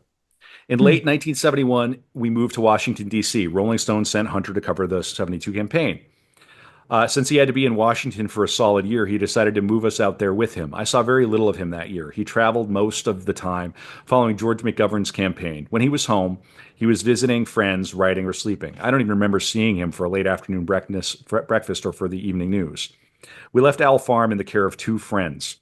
It's hard to convey the shock of moving from a funky ranch house in the country outside Aspen to a colonial on the East Coast. There was a garage door opener. Owl Farm didn't even have a garage. This house had 3 stories, not including the basement. Owl Farm had one. The newspaper was thrown on our lawn each morning. In Woody Creek, we had to drive about 2 miles to the Lenato Road turnoff to pick it up from our newspaper box. Finally, it had Rock Creek Park right across the street. The park was a wilderness in a very East Coast way, etc. And it's important to understand the division of labor between my mother and father, keeping in mind that they were, for all their disregard of some social conventions, children raised in the 1930s, 40s, and 50s in very Mhm. conventional households. Hunter was the breadwinner and Sandy was the housewife. As such, she was responsible for pretty much all aspects of raising me, including education. She was also responsible for tracking the finances, taking care of Hunter, and handling all the admin of a writer's life. She was interested in alternative education, progressive education, as it was called then. There were no public charter schools in those days. Instead, some parents in Aspen, with the backing of George Stranahan, who was very interested in education, started something called the Aspen Community School. They brought in a teacher, an educational philosopher from New Zealand, named one Hey. of your cousins, named Sylvia Ashton Warner, who had some strong opinions for the time that children should be engaged by teachers rather than simply force-fed facts, etc. Um, and then it goes on a little bit. And he talks about at this school, it was completely acceptable to wear a white T-shirt with a red circle on the front, and in the circle, in white script, the word cocaine instead of Coca-Cola. Very funny. Um, Apparently, she was awarded an MBE oh, and published a novel about teaching. okay. Yeah. Is she still? She must be deceased. No, she died in 1984. Well, God love her. We need alternative ideas about education. My children will be going to a Mm. public charter. There's a huge, one of the better things about Minnesota is there's a huge charter school movement. Are you familiar with this concept of charter schools? What is a charter school? Groups can get together. My understanding of it is that groups can get together and put together a school. And if it Hmm. sort of meets certain standards and follows certain guidelines, it will receive public school funding like a normal jail-like public school. But it's they're like intentional public schools. There's something between like a private school and a public school. They're public, you apply to get in. Most people typically get in, at least around here. So, for example, here we have a French charter school, we have a Mandarin charter school, we have a German charter school. I'm certain there are like ones that have a STEM focus, and they kind of do things differently. Where they will tend to have smaller cohorts that will go through the entire time together. So Hmm. it's not just K through 6, it's K through 9 or K through 8. It's a whole movement. Okay. All right. In Britain, they are called academy schools. There you are, academy schools. Okay. All right. So now the question is, we're in Washington. Where do they put Juan? Sandy chose an experimental school called the Free School. It was operated out of a rundown walk-up second-story apartment in a grimy neighborhood of Washington. There are maybe 10 other kids and between 2 and 4 teachers who are mostly young hippies with long hair, round John Lennon glasses, and big ideas about progressive education. The back window overlooked an alley full of trash. It was simply daycare with a fancy name. I don't remember doing anything like traditional schoolwork the entire year. Not that I objected. I had a great time. We either ran wild in the apartment or we went on field trips, stuffed into the far back of a couple of VW Beetles. We went to the Smithsonian many times and to the Washington Monument. Once we drove to New York City for a few days and slept on the floor of a school gym, visiting various landmarks by day. So, okay, so this is his childhood. It was madness, of course. As a parent now, I wouldn't for a second consider putting my 7-year-old son in the hands of those well-meaning amateurs. Um, and the year in Washington ended with my mother's final pregnancy. She had been pregnant much of the time we were in Washington, but I was completely oblivious to it. Um, and one day, Sandy told me that there was a disease in cat feces that could harm her baby, so we had to get rid of him. They had a cat. Right. That was the first and last that I remember of any pregnancy. I think if she had shown up one day with a newborn, I would have been flabbergasted. One day she went to the hospital and was there for a few days. When she came back, there was no baby. Years later, I learned it was a girl and that she had survived for a day. Um, Oh so God. a lot of sadness there. Um, but he is out here in he's out in DC and super, super, super, super, super funny. So So is he covering one party's part of the campaign trail or both? he's kind of covering the whole thing, but he would really get involved with one of the candidates. Let me just pick it up and read it because that's the best way to do it. Okay. Okay. All right. Okay. Sure. All right. Oh, I did I have more from Gonzo? Oh no, that's fine. I just want to read the beginning because it's so good. Yeah. I think it's George McGovern. So let me do the 1972 presidential election. Yeah. Held in the US, 7th of November 1972. Richard Nixon defeated Democrat Senator George McGovern in a landslide. All right. So let me see. I'm just going to read. It's an author's note from the beginning. Mm. Let's see. Ah, dedicated to Sandy, who endured almost a year of grim exile in Washington, D.C. while this book was being written. Have you ever been to Washington, D.C., Abby? I have. I went for a couple of days to um, interview someone who worked for Bill Clinton. Huh. How'd that go? It went fine. Okay. He was like a pollster or someone who did press or something like that. Okay. Okay. Old tricky Bill. Cool. Yeah. Yeah. Dawn is coming up in San Francisco now, 6:09 a.m. I can hear the rumble of early morning buses under my window at the Seal Rock Inn out here at the far end of Geary Street. This is the end of the line for buses and everything else, the western edge of America. From my desk, I can see the dark, jagged hump of Seal Rock looming out of the ocean in the gray morning light. About 200 seals have been barking out there most of the night. Staying in this place with the windows open is like living next to a dog pound. Last night, we had a huge paranoid poodle up here in the room, and the dumb bastard went totally out of control when the seals started barking, racing around the room like a chicken hearing a pack of wolves outside the window, howling and whining, leaping up on the bed and scattering my book galley pages all over the floor, knocking the phone off the hook, upsetting the gin bottles, trashing my carefully organized stacks of campaign photographs. Off to the right of this typewriter on the floor between the bed, I can see an 8 by 10 print of Frank Mankiewicz yelling into a telephone at the Democratic Convention in Miami. But that one will never be used because the goddamn hound put 5 big claw holes in the middle of Frank's chest. That dog will not enter this room again. He came in with the book editor who went away about 6 hours ago with 13 finished chapters, the bloody product of 55 consecutive hours of sleepless, foodless, high speed editing. But there was no other way to get the thing done. I am not an easy person to work with in terms of deadlines. When I arrived in San Francisco to put this book together, they had a work hole set up for me downtown at the Rolling Stone office. But I have a powerful aversion to working in offices. And when I didn't show up for 3 or 4 days, they decided to do the only logical thing: move the office out here to the Seal Rock Inn.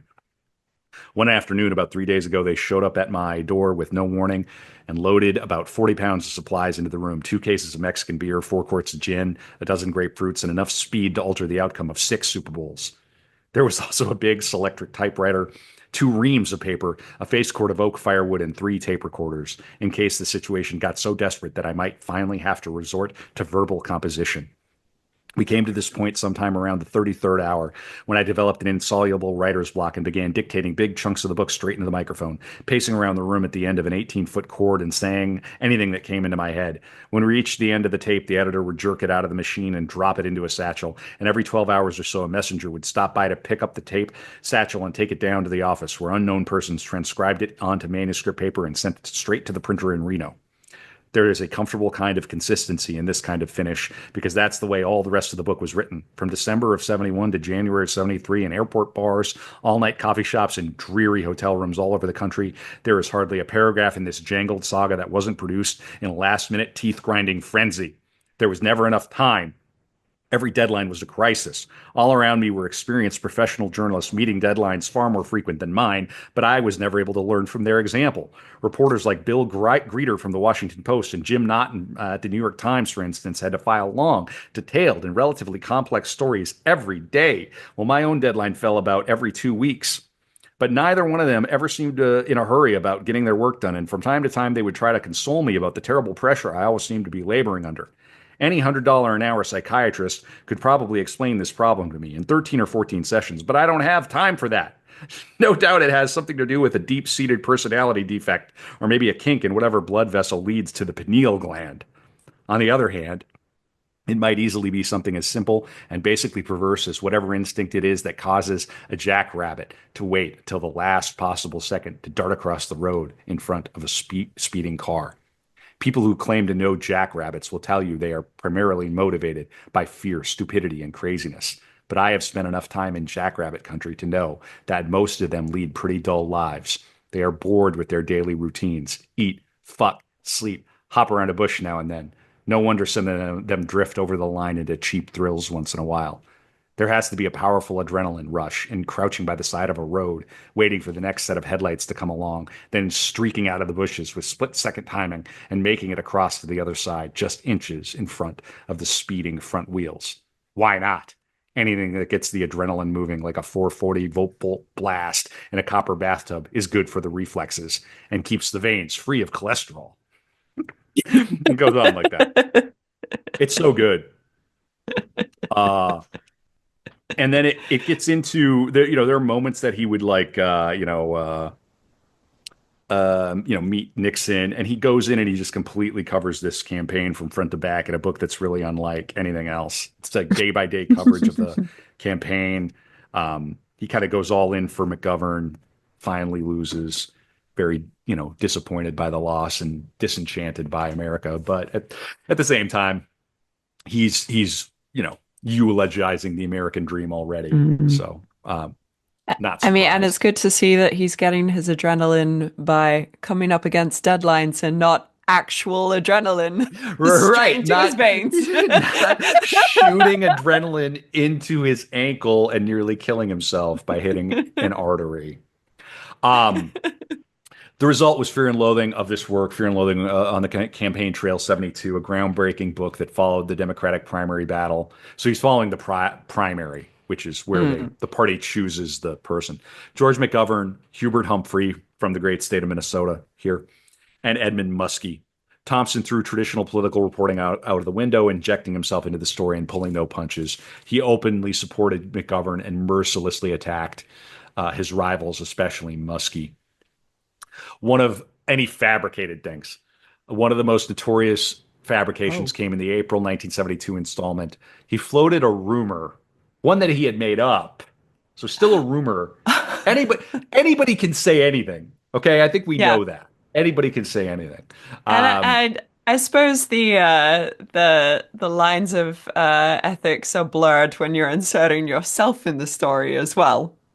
Absolutely. Yes. Very funny. Uh, so this is what he says. He floated a rumor that Muskie was addicted to the obscure psychoactive drug Ibogaine.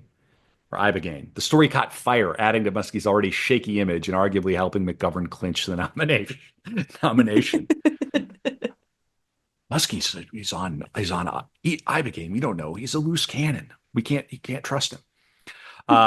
His coverage was chaotic, profane, and deeply subjective, but also insightful. Frank Mankiewicz, McGovern's campaign director, famously described Fear and Loathing on the campaign trail 72 as the most accurate and least factual account of the campaign. Biographer William McKean summed it up. He wrote for his own amusement, and if others came along for the ride, that was all right. All right. And we're going to roll on in here. There's still plenty to do. I'm probably going to have to use the bathroom one more time here, Abby, but Okay, doke. I it's such a fun subject. I've been ready to do this for a long time. I've wanted to do Hunter for a long time. And we're going to have some fun in the After Dark too.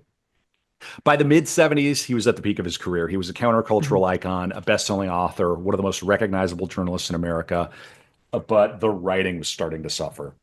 Right. 1974, Rolling Stone sent him to cover the Rumble in the Jungle, the legendary fight between Muhammad Ali and George Foreman. In Zaire, Thompson, in true Gonzo fashion, got so intoxicated at the hotel that he completely missed the fight. He never filed a story. Jan later said, after Africa, he just couldn't write. He couldn't piece it together. His cocaine use escalated. He took on assignments, but often failed to deliver. In Mm. 1975, Rolling Stone sent him to Vietnam to cover the fall of Saigon. By the time he arrived, the city was in chaos, and he became obsessed with evacuation plans. Rolling Stone ultimately pulled his medical insurance, which strained his relationship with the magazine. Oh. In May of 64, this is before he would go to Vietnam, just 3 years after Fear and Loathing in Las Vegas, Oscar Zeta Acosta vanished while traveling in Mazatlan, Sinaloa, Mexico. His son Marco recalled what might have been his father's final words, a cryptic phone call in which Acosta mentioned boarding a boat full of white snow. He was never seen again. Oh. Speculation about his fate has been rampant ever since. Marco Acosta believes his father's outspoken nature led to his death. The body was never found, but we surmise that probably knowing the people he was involved with, he ended up mouthing off, getting into a fight, and getting killed. Yeah, he's in the Tom, Sonora Desert somewhere. he's in he was on a boat. Oh yeah, he's in the ocean. He's at the bottom of the ocean. Yeah, he's sleeping with the He might have fishes. gone to Samoa. Right now he's a Samoan, technically. um, Thompson had his own theories. In The Banshee Screams for Buffalo Meat, published in Rolling Stone in 1977, he suggested that Acosta's fate was tied to his drug use and radical politics. He suspected either a hit by drug dealers or a political assassination. Others have speculated that Acosta overdosed or suffered a breakdown, but no one knows. All right.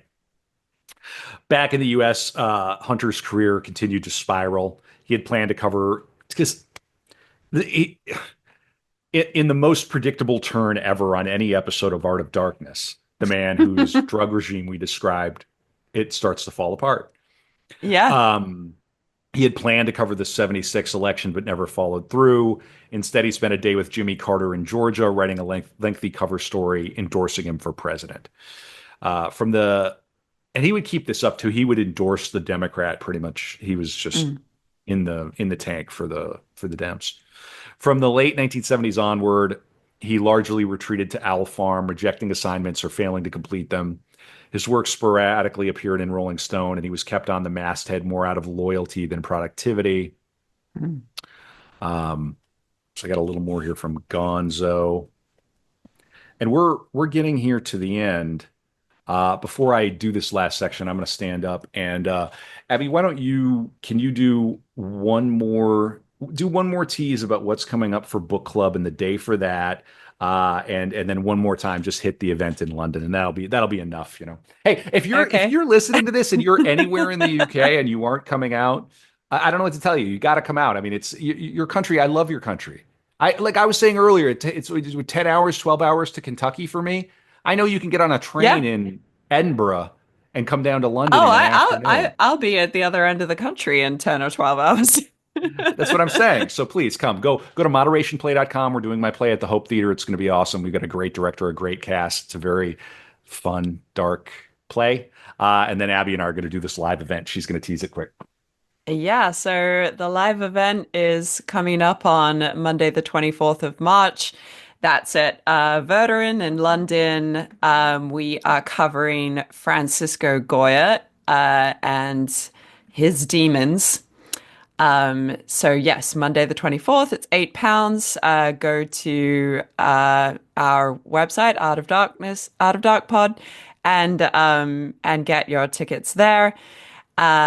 We also have a bookends coming up towards the end of March. That's on the 29th, I believe, and we are reading The Cannibal Owl by Aaron Gwyn. So Nicely check done. that out as well. That's for Patreons. Patrons. Yeah, patrons. Patrons, yeah. God, I'm at the point. We're at the point in the episode Pa where now words, patrons. patrons, where words start to become Patrons. difficult, and my throat's Yeah. starting. But I love H. doing it. I love doing it. Yeah. I love doing it. I hope everybody's enjoying this episode. I hope you're getting a lot out of it. It's so much fun. I love Hunter S. Thompson. His work. I mean, his personality. Mm. What can you say? But just a genius. So here's a little bit. Because this marriage is not going to make it. Uh, this is Juan. Hunter was a huge flirt. He loved women, beautiful women, intelligent women, preferably both at once. That was just a basic part of his nature. I'm sure he was that way from whenever he first realized there was such a thing as girls. With guys, he was often a charmer, but with women, there was always a sexual overtone, and he was totally unapologetic about it. I don't think there was 1 second that he felt guilty about flirting. I think he looked at it as, hey, it's a woman's choice if she's interested. I'm interested, and if her guy has a problem with it, well, too bad. Though he would have been a fearsome adversary. This is someone named Shelby Sadler. Let me see if I can find out who that is. We're getting it. He was not faithful.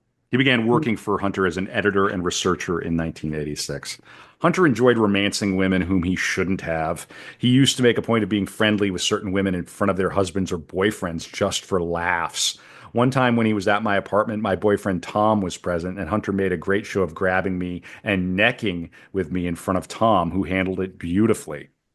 Hunter treated romance as a job, not as a conquest, but as a process. The reason that every woman who ever met him fell in love with him, and I've never met one who didn't, is because he put so much effort into it. Any woman who came to Owl Farm would be wined and dined. Hunter would prepare elaborate meals with oysters, chocolate, strawberries, champagne, drugs, if that's what they were into. He had a magical ability to make a woman feel as though she was the only one who ever existed. He actually used to laugh at other men because he knew how good he was. I think he was prouder of that than anything. His ability to sway any female he met, not with his writing, not with his brilliance, but with his ability to focus on whoever her was at the moment. You would get phone calls, presents, elaborately thought out gifts, love letters. He would make himself the sun, the moon, and the stars. And in most cases, it never turned tragic. They would get divorced in 1980. And this is one.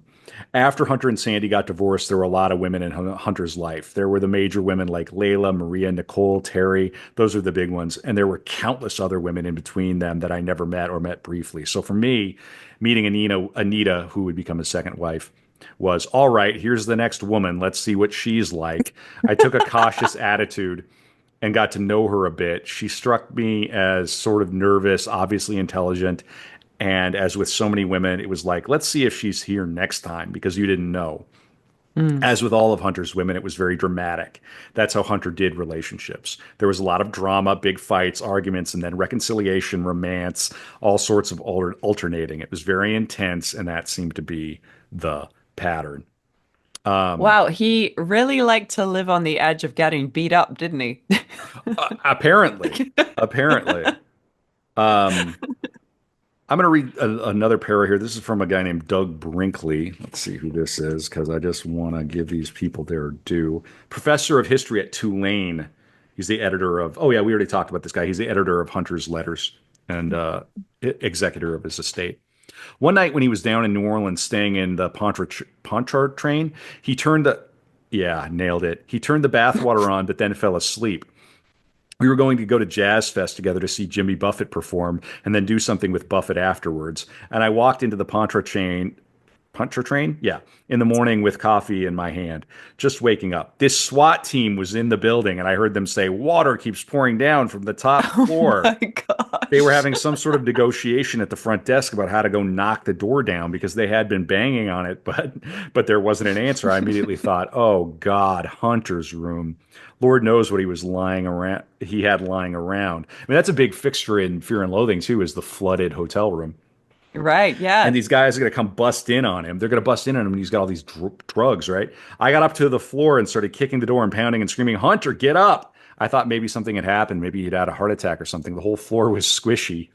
Suddenly, I heard this weird moaning, wailing the other side of the door. I yelled, "Hunter, it's Doug. You're flooded in there." I could hear him say, "Oh my God." He opened the door and I walked in, and there was water maybe 4 inches deep, and it was leaking down to the other rooms. I said, "Hunter, you know how much damage that does? That's tens Oh, of thousands that of is dollars of damage." bad. Yeah, that's insurance coverage damage. That is Hunter, there's a fire department SWAT team down there. They're coming up for you right now. Now, we've got to get you out of here. We walked down a stairwell to a different floor and got down to the lobby to the breakfast room and got him a seat and some coffee. Only after the fact did I realize that he had cut his whole hand up and needed stitches. He had slipped on the bath tiles when he got up to shut the water off in the middle of the night, and his whole hand was like a huge, bloody slab of meat. The fire Oh guys my saw him, God. and the owner of the hotel knew who Hunter was and explained what had happened, and everybody was apologetic. Mr. Thompson, so sorry you flooded the hotel room and cut up your hand. But that's who he was, you know? Yeah. They got him a new suite on a dry floor, but all day they had to deal with what happened. They had to kick people out of rooms because of the water problems that Hunter had created. But around Hunter, they just wanted to know, are you okay, Dr. Thompson? Is your So hand okay? sorry you did this entirely preventable thing. And that's that other side of the kind of addiction that he's dealing with, where Mm. it's like you start getting into fucking accidents because you're fucked up. You Yeah. know, you're getting you maybe you get a DUI, maybe you get into a car accident, maybe you slip and fall. I mean, there's a million things that can happen because your I'm tolerance surprised is he so didn't high. get into more car accidents. The I'm descriptions just going that to he gave assume in that he books and stuff. right, right. Well, it's different time. I mean, there's that old Bill Hicks Mm. joke where it's like back in the day, you know, if a cop pulled you over for you driving drunk, they'd apologize to you and say, "Oh, sorry, shit, sorry. I'll catch up to you at the bar. See you at the Be bar on later. your way. Be on your way." It's just a drunk man behind the wheel of an automobile, Tommy. We just, you know what I mean? It's a different attitude. Mm. But and also like he lived out in this farm, and I'm guessing he was like he had 100+ acres of private property, so he probably just, and I'm guessing he had drivers and things. I mean, Mm. so. Um, his later years were erratic. He divorced Sandy in 1980, or they divorced. That same year, Bill Murray starred as Hunter S. Thompson in the less known Where the Buffalo Roam. Have you ever seen that? Oh, no. Yeah, Bill Murray plays Hunter S. Thompson. It's not great. It was not well received. It's a weird movie. But if you want to see Bill Murray play Hunter S. Thompson, it's pretty funny. I mean, he's shooting guns and it's a dopey, weird movie, you know. Yeah. They became friends, Bill Murray and Hunter. He briefly moved to Hawaii to write The Curse of Lono, a Gonzo style account of the Honolulu Marathon, but the book was poorly received. In 1983, he covered the U.S. invasion of Grenada, but he never wrote about it until decades later, when I worked at a used bookstore, a copy of the Curse of Lono book came across my desk, and I was like, "Oh, Mm. this is worth $200." Like, this is like rare. It's got all these like great illustrations, and it's all about colonialism and all the rest of it. It's not bad. You didn't just pocket that one. No. No In comment. the 19 yeah, no comment. Yeah, I should have maybe. In the 1990s, Thompson's output dwindled further. He attempted a novel, Polo is My Life, but it was never published. He continued to write occasional political pieces for Rolling Stone, including a 1992 Fear and Loathing installment endorsing Bill Clinton. Mm. Let me see here. I've got something from Proud Highway. Is this what I'm talking about? This is the book of the that's the forward. Ooh, this is the editor's note. Is this the one that I'm talking about? Author's note. Here we go. This is Hunter Thompson. It starts with the second woe is past, and behold, the third woe cometh quickly. Revelation 11:14. Today is Friday the 13th in Louisville. The sky is low, and the view from the penthouse suite at the Brown Hotel is dense. There is only one window in the hotel that opens, and I have it right here in my room. My chief of security had it chiseled open yesterday, despite the whining of the manager, who said it was an invitation to suicide. Yesterday was better. Yesterday, December 12th, 1996, was officially declared by the mayor to be Hunter S. Thompson Day in Louisville. I was awarded Mm. the key to the city, and the sun was bright like a fireball. Yesterday was interesting in the Chinese sense, but today has taken a definite turn for the worse.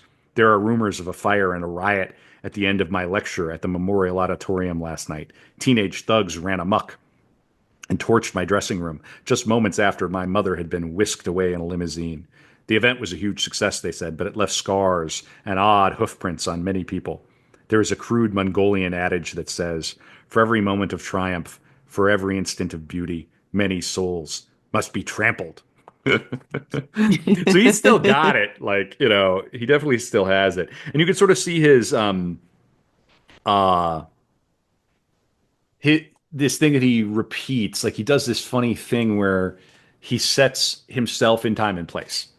Mm. I'm in this hotel. This is the vibe. Something funny has happened, and now we're in. It's a Yeah. very smart trick, but it's repeated over and over and over again in his writing. Like start where you are. Oh, it's the Gonzo style. There it is. It's Gonzo. Yeah, I'm here. I'm in the room. I am writing to you now. Here is what's happening. Here is why. You can do a lot worse. Um, okay. Oh wait. So now I've got a little surprise because apparently Marilyn Manson falls into his orbit. Oh. I just think that's such a funny crossover of characters, right? Um, Manson met Hunter in the year 2000 because Manson and Johnny Depp are friends. Called him one Mm. night from the Viper Room and said, "Get down here. You got to meet this guy." A few days before the election, I was in LA doing a book signing, and he invited me up to the chateau. He was always in some kind of amazingly cinematic predicament of some sort, and this time he had a pair of handcuffs around his neck. I think this symbolized a moment in his life or in his marriage because he really wanted to come to my house to get in my swimming pool, which I told him was as hot as a jacuzzi. He said that his chrysalis muscle really needed to be soaked. I said, "Will it bloom into a butterfly of some sort?" And he laughed. He had a duffel bag full of things that only bad people wish for on Christmas.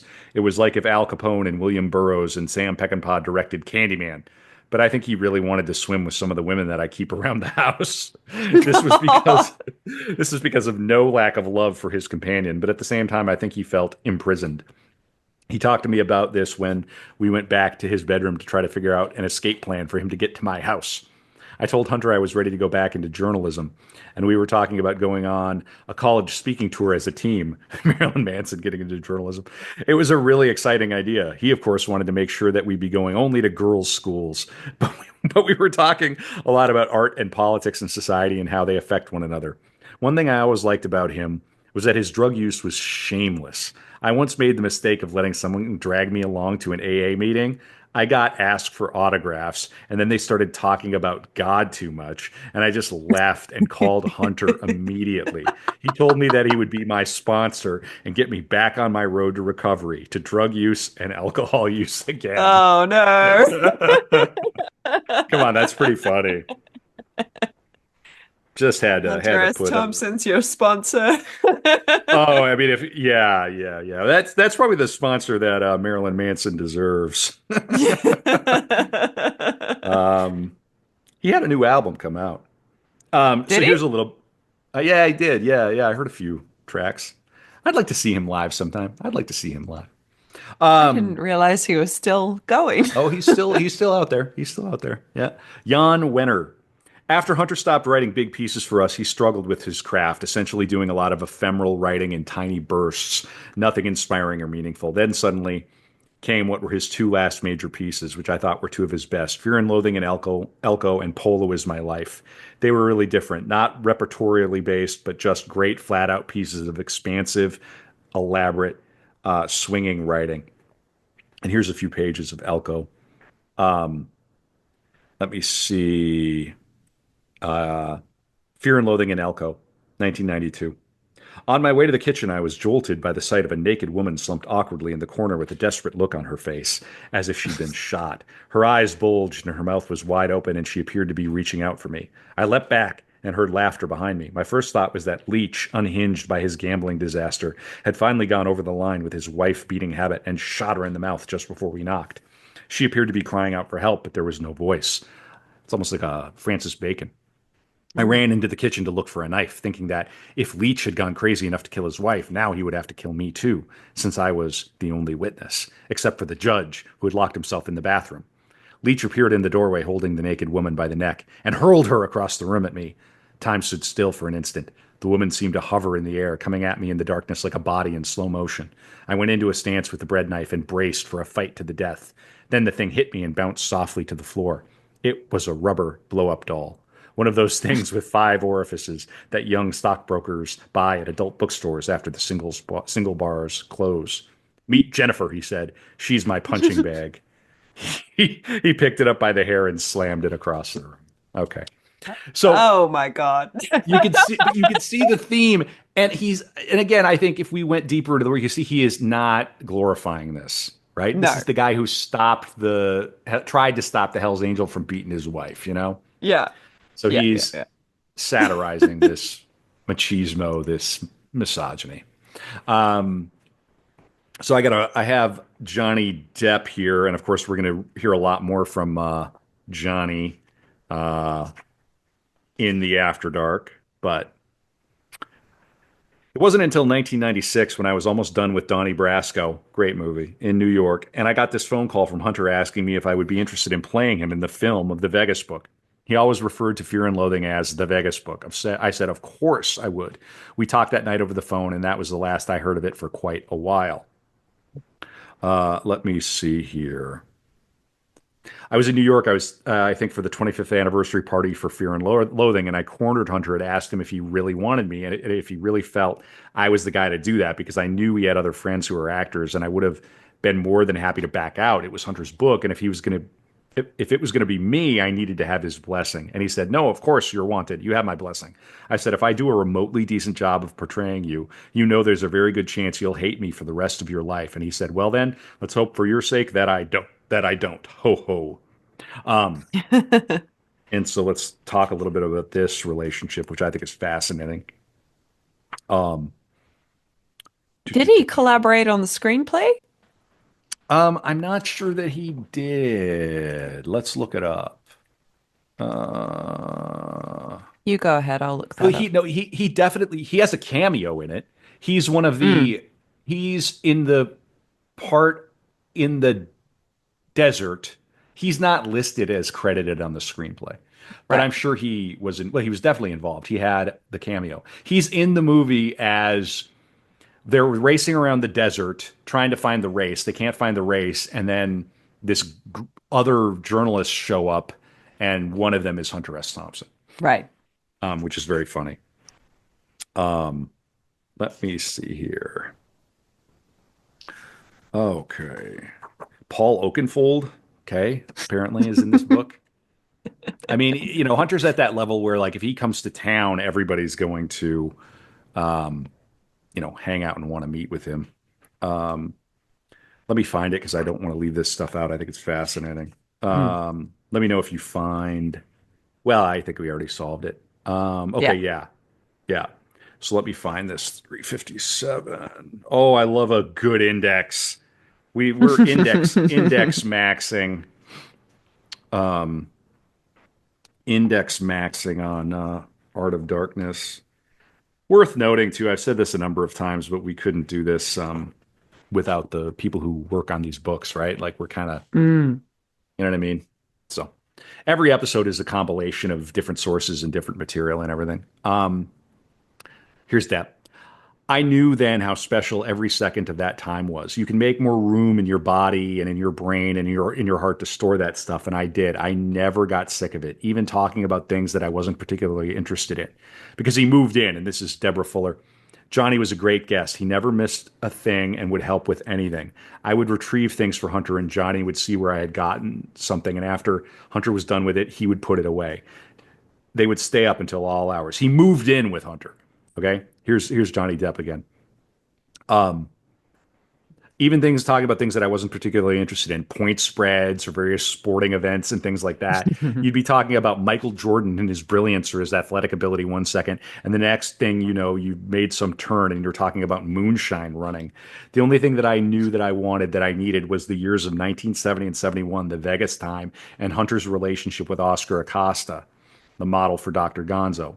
That was really the main focus, but then it just went everywhere. We talked about everything from his earliest memories, his youth in Louisville, and beaning people's mailboxes, and petty thievery, and his Air Force days. I asked him if it was okay to videotape. I said, I'm not going to interview you, but if you don't mind, I'll set a camera down on the counter, click it on, and then we'll just talk. He said, yeah, that's fine. And neither one of us, by the way, looked at the camera after that. We just sat and talked for hours and hours and days. I have endless amounts of footage of that, which was very, very helpful. He spoke a lot about Oscar. He basically said that he had great respect for him and thought he was brilliant. But the one thing that he always stressed about Oscar was that he was scary. Hunter never knew what to expect of him. You're scaring Hunter, okay. He could Mm. snap at any moment and things could go ugly. He said that he'd never been with anyone in his life who could make things uglier and darker and more dangerous in such a short period of time, like seconds. He loved Oscar, obviously. I think he really believed that there was a chance that Oscar was still around, that he was too large a force to have been taken out so easily. Here's Terry Gilliam. It's very important. Uh, it's a very important thing to have chaos as part of the world order. I was only up to Woody Creek once, and it was a very funny evening. Hunter was writing the introduction to Ralph Steadman's Gonzo art book, and he read it out loud to me. Hitler took the high road, and you, Ralph, took the low road. I was in tears. They talked so much shit. They just talk shit. They're like comedians in a green room. Like say the worst possible thing that Yeah. you can say to somebody. And now, of course, somebody can take that out of context and Yeah, AI my voice, and yeah. so crazy.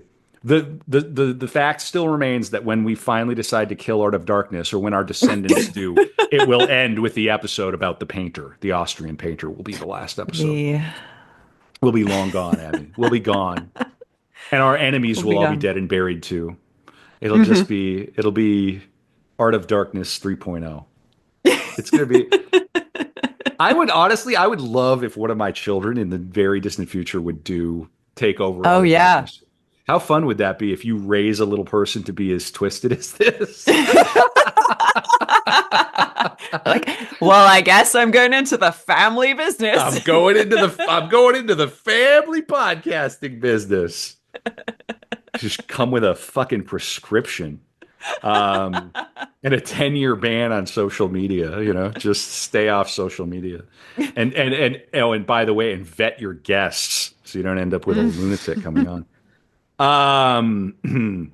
Yeah, I was in tears, Terry Gilliam. But even on an evening like that, the video camera was recording him the whole time. It was like observing the Queen Mary with a lot of tugboats servicing him, recording his moments, making him an utterly historical figure.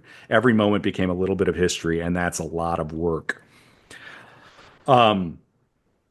Johnny again. I started to get fascinated with the way that he would approach a meal. It was incredible to watch because if Hunter had a plate of crab cakes, oysters, and some rice or something, the meal would arrive and he would then sort of study it. Study it. Yeah. It seemed that aesthetically it needed to be at the right kind of angle, and then he would take the salt and pepper and kind of hover over the dish, and he would salt and pepper his food for fucking 20 minutes. For me, it became an obsession. And then the lemon. He'd squeeze a lemon over everything, the whole fucking lemon. I started getting really into these odd details. He got a little freaked out when I started to act like him. He had to learn to be as quick as Hunter. There was a borrowing it for a period of time, sponging to a degree that went beyond mimicry, but it used to freak him out. I'd been staying there for weeks, and my nightstand was this barrel. It was where the lamp was, and it was where my ashtray was. I was in there doing my homework at night before I'd fall off to bed, and I had stacks of photos of Hunter and Oscar and all the bits and pieces from the manuscript of Fear and Loathing, Hunter's early works, tons of reading material, important stuff. I'd be going through that, and at a certain point, as I was putting a cigarette out, I thought, "Fuck, man, that's a keg. There's no way in hell this can be like live." Can there be? It's where my ashtray was, and the whole bit matches and lighters. I went upstairs and said to Hunter, I need you to come downstairs for a minute, man. You've got to check this out. He said, What's the problem? He came downstairs and I said, Come in my room. What the fuck is that? I pointed to the keg. Is that what I think it is? He looked at it and he goes, Oh, fuck. That's where it is. I said, Is it gunpowder? He said, Oh, yeah. Okay. And we can go on. This book is fantastic, Gonzo, if you want to read more. But that's Johnny Depp working with Hunter, Oh, staying with him. wow. So fascinating. Um, and of course, that film comes out in 1998. It does not do well, but now it does okay. But I don't even think Hmm. I don't even think it got its money back, like officially. It didn't? I don't think so. But I'm sure in the long run they turned a profit on it, but it wasn't some Yeah. blockbuster.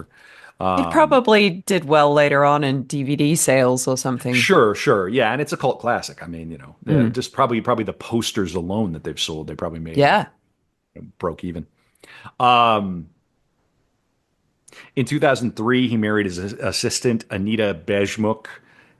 His final Rolling Stone article, "The Fun Hogs in the Passing Lane," appeared in 2005, endorsing John Kerry for president.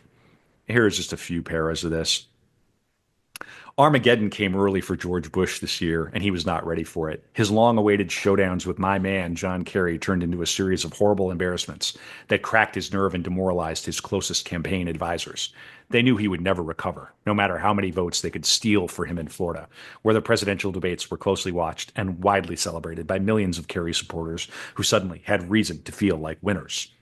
Kerry came into October as a 5 point underdog with almost no chance of winning 3 out of 3 rigged confrontations with a treacherous little freak like George Bush. But the debates are over now, and the victor was clearly John Kerry every time. He steamrollered Bush and left him for roadkill. Did you see Bush on TV trying to debate? Jesus, he talked like a donkey with no brains at all. The tide turned early in Coral Gables when Bush went belly up less than halfway through his first bout with Kerry, who hammered poor George into jelly. It was pitiful. I almost feel sorry for him until I heard someone call him Mr. President, and then I felt ashamed. It's been a while to watch the right come to terms with Bush and company too. Like the new right is like, fuck that. It's a very interesting time. And Hunter was right about it. I would say. All right, let's go. We're at the end here. Um, and in pretty good time. It's 4:20, which Yeah. an hour and a time that I'm sure Hunter would just be waking up. I think he's probably into the cocaine now. Yeah. It's It's on 3:20 his third Mountain. line of cocaine. That's right. It's 3:20 Mountain Time. So out in Mhm. Aspen, the spirit of Hunter S. Thompson is just beginning to stir.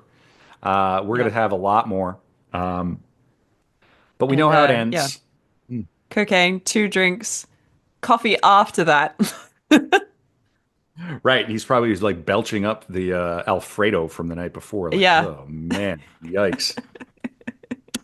On February 20th, 2005, a day I remember very well, Thompson died by suicide at Owl Farm. He had struggled with chronic pain, depression, and what he called the downward spiral of dumbness. He was 67. Mm. And here's his final note, and we're gonna dwell on this a little bit. Let's see. I want to make sure I have the note. It's called "Football Season is Over," which he had presented to his wife earlier in the gloomy month of February. He had written, "No more games, no more bombs, no more walking, no more fun, no more swimming." 67. That is 17 years past 50. 17 more than I needed or wanted. Boring. I'm always bitchy. No fun for anybody. 67. You were getting greedy. Act your old age. Relax. This won't hurt. And Rel Stedman wrote in his memoir, he told me 25 years ago that he would feel real trapped if he didn't know that he could commit suicide at any moment. I don't know if that is brave or stupid or what, but it was inevitable. Yeah. Mm. And so he had these chronic health issues. He didn't like the winter. And we're going to read a few things here and then close it down, then come back for the after dark and a bunch more fun stuff. You were going to say something, Abby? No, I was just sighing. Yeah, it's sad. Is this Yeah. your first suicide on the pod? Yeah. First suicide Yeah. on the pod. Hooray. I want everybody, and of course he followed in the shoes of his hero, Hemingway. Hmm. I always say never kill yourself. It's never worth it. There's always somebody around who loves you and who wants you to be around longer. Yeah. I respect your existential autonomy, but don't do it. It's never worth it. And if you need help, get the help you need. I always say that. Mm. Because life is worth living. I really believe that. And we probably only go around this ball one time. And Mm. so anyway, it's complicated. But these are always a little hard. They're always a little. But this Yeah. this is one that's very dear to me because this is one of the first deaths of this nature that I remember. I was working in some shitty office, some factory office that I was working at. Had no Mm. idea what I wanted to be, no idea who I was. Graduated college, floundering around. 2005, and I must have been at work, and I saw it, and that was the rest of my Mm. day. I just fucked off. I didn't just sat at the computer and just read about Hunter and read all the eulogies coming in, and it affected me. Probably one of the reasons I do this show. Um, yeah, here's one. I never had any doubt that at some point he was going to commit suicide. That's just how he was going to die, barring some tragic illness or a car crash or something like that. As long as it was in his control, I knew that he was going to kill himself. I would guess that if he hadn't broken his leg, he would have lived longer, but it would have just been a matter of time, months, a year or two. So he's dealing with a broken leg. Mm. It's not something he talked about, the practical details of dying. He never told me anything to the effect of, here's what I'm going to do, or this is how it's going to happen. It's more a sense that I had. When he finally did choose to kill himself, he was very careful not to let on. I think he'd made a decision and he didn't want to put me or anyone in a position of trying to stop him. It would have put a horrible burden on somebody. There was trouble between him and Anita, sure, unsurprisingly. But after a Mm. certain number of months, there was always trouble with Hunter and his women. He was a very difficult guy to live with, very charming and extremely lovable, but very difficult too. So the difficulty now was no surprise. Just as every other woman had finally decided to leave, I assumed she would come to that point too. Okay. Um, let's see. Uh, yeah. So it happens in February. Let me get to the end here. And I want to read from Juan's memoir because it's really Mm. moving. It's very intense. And then we will talk about um, uh, the crazy funeral that apparently cost Johnny Depp, might have cost Johnny Depp $3 million. Whoa. Because of course Johnny Depp was famously good with his money. Um, let's see. All right. That Sunday was a lovely winter day. The snow was deep and dazzling, the sky a pure blue. Jennifer and Will took advantage of the day to go sledding. That's his wife and his son. The Mm. driveway up to our friend Ed Bastian's house on the mesa was perfectly suited for sledding with several inches of new snow, slightly melted by the sun and southern exposure. They went up and down the driveway while I sat at the end of the counter with Hunter. Around 3 p.m., Jen and Will came back inside, flushed and happy. Hunter and I took a break. Jennifer and Will got into the hot tub in the back room to warm up, then moved to the living room couch to play 20 questions. Hunter was reading the paper and watching TV. I was taking pictures of a Gonzo mosaic that Jennifer had made for Hunter the previous year. It was just the three of us and Hunter, quiet and intimate, the four of us sharing the insular and warm piece of the house. I took the mosaic into the office to try to get some consistent light for the photograph. I heard a weird cry and a crack. I thought nothing of it. Hunter was famous for his peculiar vocalizations, and the thump was probably a book he had dropped or thrown. I took the picture of the mosaic and walked out of the office to return it to its place in the living room. I looked over at Hunter in his chair and saw that his head was slumped forward on his chest. My first thought was that he had fallen asleep. I said his name. I became afraid, thinking perhaps he had had a seizure.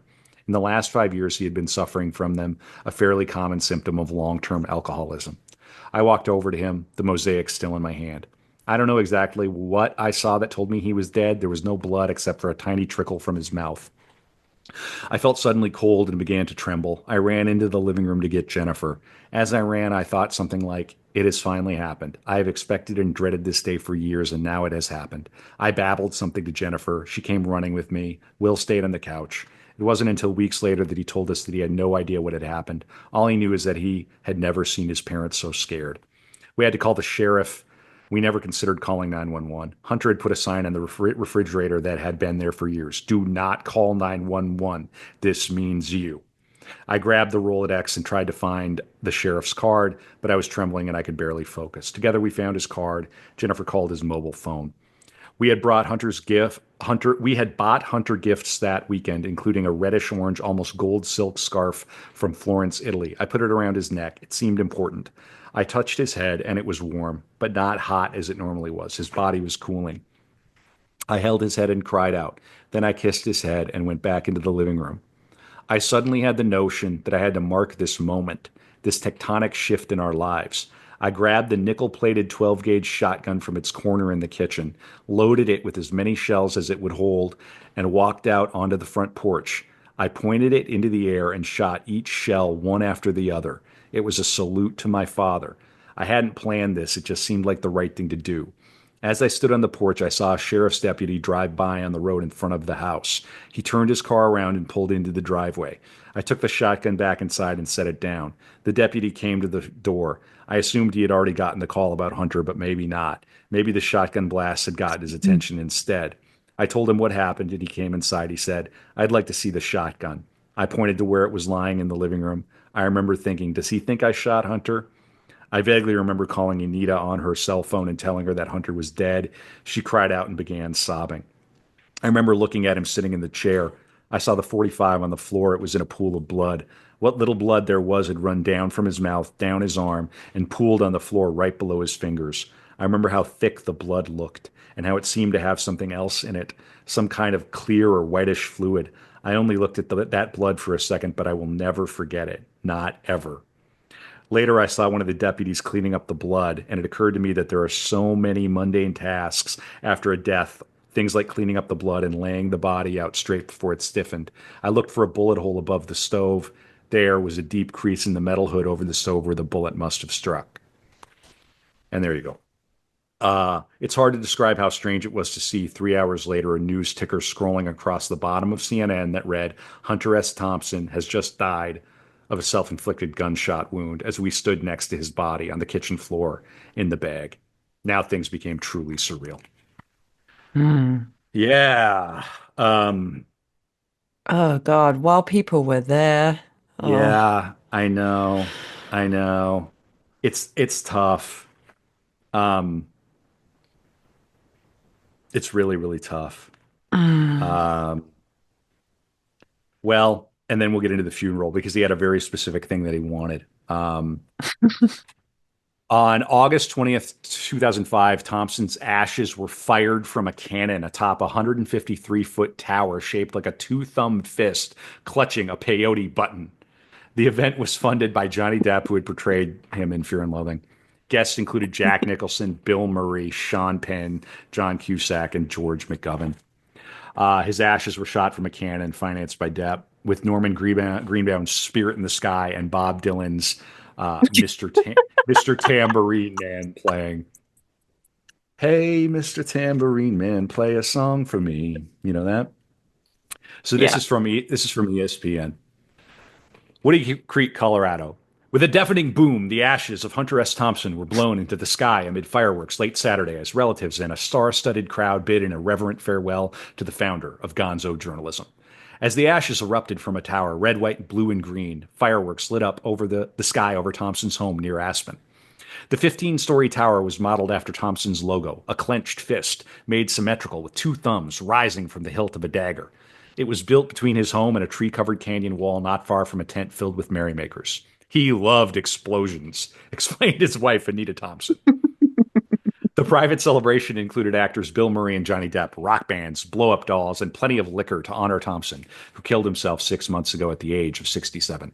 Security guards kept reporters and the public away from the compound as the 250 invited guests arrived, but Thompson's fans scouted the surrounding hills for the best view of the celebration. We just threw a gallon of wild turkey in the back and headed west, said Kevin Coy from the colleague, the meeting of Kevin's, he's in the group chat, of Chester, West Virginia, who drove more than 1,500 miles with a friend in hopes of seeing the celebration. We came to pay our respects. Thompson fatally shot himself in his kitchen February 20th, apparently despondent over his declining health. The memorial, however, was planned as a party with readings and scheduled performances by both Lyle Lovett and the Nitty Gritty Dirt Band. The author's longtime illustrator Ralph Steadman and actor Sean Penn were on the invitation list, along with Depp, etc. Over the last few months, I've learned that he really touched more people more deeply than I had realized, said Thompson's son, Juan. Thompson's longtime friend George Stranahan lamented the Hollywood-style production. I'm pretty sure this isn't how Hunter would have done it, he said, but when your friends make a mistake, you support them. Anita Thompson said Depp funded much of the celebration. We had talked a couple times about his last wish is to be shot out of a cannon of his own design. Depp told the Associated Press last month. All I'm doing is trying to make sure his last wish comes true. I just want to send my pal out the way he wants to go out. And so there you go. Uh, I want to read a little Well, bit why about not? this. Yeah, absolutely. I mean, it took 6 months to plan. They had shuttle buses, um, and a lot of speeches. And here we go. This is Swan. We turned our attention to a giant projection screen and watched the end of the BBC documentary. Hunter, a youthful 41, described his vision of the cannon in his trademark white LL Bean shorts and his bow-legged walk, pointed at the bluffs behind his house. Then the music began. Norman Greenbaum's Spirit in the Sky boomed out across the meadow. The spotlights were turned on the veiled monument, and the giant crimson shroud was slowly pulled away until it was fully revealed. It was incredible. I think everyone there was shocked at how beautiful and overwhelming it was. Some people cried, some cheered, some laughed, but mostly people responded with silent awe. The clouds hung low that night, threatening rain but never actually following through, and the spotlights cast two fish-shaped shadows on the low clouds. It was like an apparition, a gonzo stigmata on the sky. Ed Bastian, among other things, a scholar of Tibetan Buddhism, took the small stage and read a section of Buddha's Diamond Sutra, the Prana Paramita Sutra, in Tibetan from a Tibetan scroll consisting of cloth strips about a foot long and a few inches wide. Ed read the ancient words with reverence. He translated what he had read into English, and it still didn't make sense to most of us, but again, it didn't matter. It was his respect for the wisdom and for Hunter. By his ceremonious conduct, that inspired reverence in us, a sense that something great was transpiring, that Hunter's spirit was transforming into something timeless and grand, and we were here to witness it. When Ed finished, the Japanese drum band resumed, 6 musicians standing before massive drums 6 feet in diameter, striking with all their might. They began slowly at first, then built gradually to a crescendo that shook our bodies and boomed into the night, bouncing off the cliffs, across the road and to the edge of the mesa, a half-mile away where those without invitations had gathered to watch. The drumming gradually increased in tempo and volume until it was almost unbearable, and on the final stroke, a volley of white fireworks rose in the air behind the fist. The drummers struck again in unison, and a second curtain of light arose, this time in blue. The drummers struck a final time, and a curtain of red arose, and then a volley of shells launched from the cannon and exploded in a rapid series of white, deafening explosions. Then there was silence, and some could see a faint mist in the air, smoke and ashes drifting down onto the ground. The tent, the crowd, and the fist like a blessing. After a moment of stillness, Bob Dylan's Tambourine Man began playing. Catharsis. People were weeping and laughing and cheering. They were hugging one another and whooping. They didn't know exactly what to do, but they needed to do something. Yeah. And then they partied. And there was a lot of drinking and other substances. And that is the life and work and death and funeral of the great Hunter S. Thompson. Oh my gosh. I have so much more material. I'm going to end now just because we're going to come back and talk about it on the After Dark. Abby, uh, I'm going to give the last. I want to hear from Sandy one more time, quick. Hmm. And then I want to hear from Tom Wolfe, and then Ralph Steadman will get the last word. Sandy, I've thought a lot since Hunter's death about his ability to seduce. It's an energy. And yeah, you use people here and there. It's not all bad and it's not all good. I just think people like him were born with something and then they worked on it a little bit, honed it a little finer. For so many people and for me for years, even though I had this angst and I was scared, being around Hunter was exciting. It was exciting and it was very dramatic. I was madly in love with this person and I was terrified always that he would leave me. I came to find out years later that Hunter was also terrified that I would leave him, but he was a scary guy. Even some of his best friends who were big, substantial, successful people could feel that. When I asked him once, long after our divorce, if things had turned out like he had wanted, he said, "Well, of course not." And he paused and then gave me that look. But it's been glamorous. Mm, What a word. What a word to use. Here's the great Tom glamorous. Wolfe. Glamorous. Hunter was the only 20th century equivalent of Mark Twain or Josh Billings or Petroleum V. Nasby. These were all people who were part journalist and part people having fun with the truth. If you read something like Innocents Abroad, it's a travel book, but everything is stretched to the nth degree. You're learning things, but you're also watching acrobatics done with the information. That's what Fear and Loathing in Las Vegas is. It's a different mindset from Twain because Twain would take dignified things and show their idiocy with a few changes. It was very subtle compared to Hunter. Instead of saying, let's put this thing up against the wall, Hunter would say, let's just go through the wall. He was just brilliant. There are very few writers who could top him. I can't think of any humorist in the whole century who could touch him. Ralph Steadman. I think he should be lying in state next to the Lincoln Memorial myself. That's how they should have done it. They should have embalmed him properly. He was a genuine son of the Kentucky pioneers. He was a shy guy, but he overcame that by being full of bravado. He was humble, but then he'd come out with outrage of some kind against somebody that triggered another deeper spirit within that would not show itself unless somebody provoked it. Of course, he had to be a tyrant too. He had to be tireless all the way down the line. He took it seriously, being a decent human, seriously caring about the rights of man. And I'm afraid that a lot of people in the last 30 years have corroded that whole idea. Tell me about it. I know that inside he felt this deep outrage because people were fucking with his beloved Constitution. That was the most important thing for him. He was still fighting to the end. I tried to become an American citizen once, and Hunter said, I will do everything in my power, Ralph, to prevent you from becoming a member of the United States. You don't deserve it. That's that's how you got to talk to your friends sometime. You got to let them know the fucking place. And here's the sheriff of the county, Bob Broudis, the last line in the Gonzo book. From now on, when the phone rings at 4 a.m., it's just bad news. Oh no. Hunter would call at 4 a.m. Okay, Abby, what would Hunter S. Thompson be doing today? What do you think if he was still alive? Well, I I mean what struck me about Hunter S. Thompson was you hear about some journalists and they're like, "Oh, I'm a music journalist or I'm a sports journalist." And it looked early on like he might just be a sports journalist because that's kind of what he started out as. But he the body of work that he did was so diverse. Like he was with the Hells Angels, he was with politics, he um was covering war and like all these like this diverse range of things, but while being able to like put himself in the center of it. And I was thinking about this and I was wondering, maybe would he be doing like a documentary series in the style of like Louis Theroux or something? But then he lived during the time when he could have done something like that and he didn't.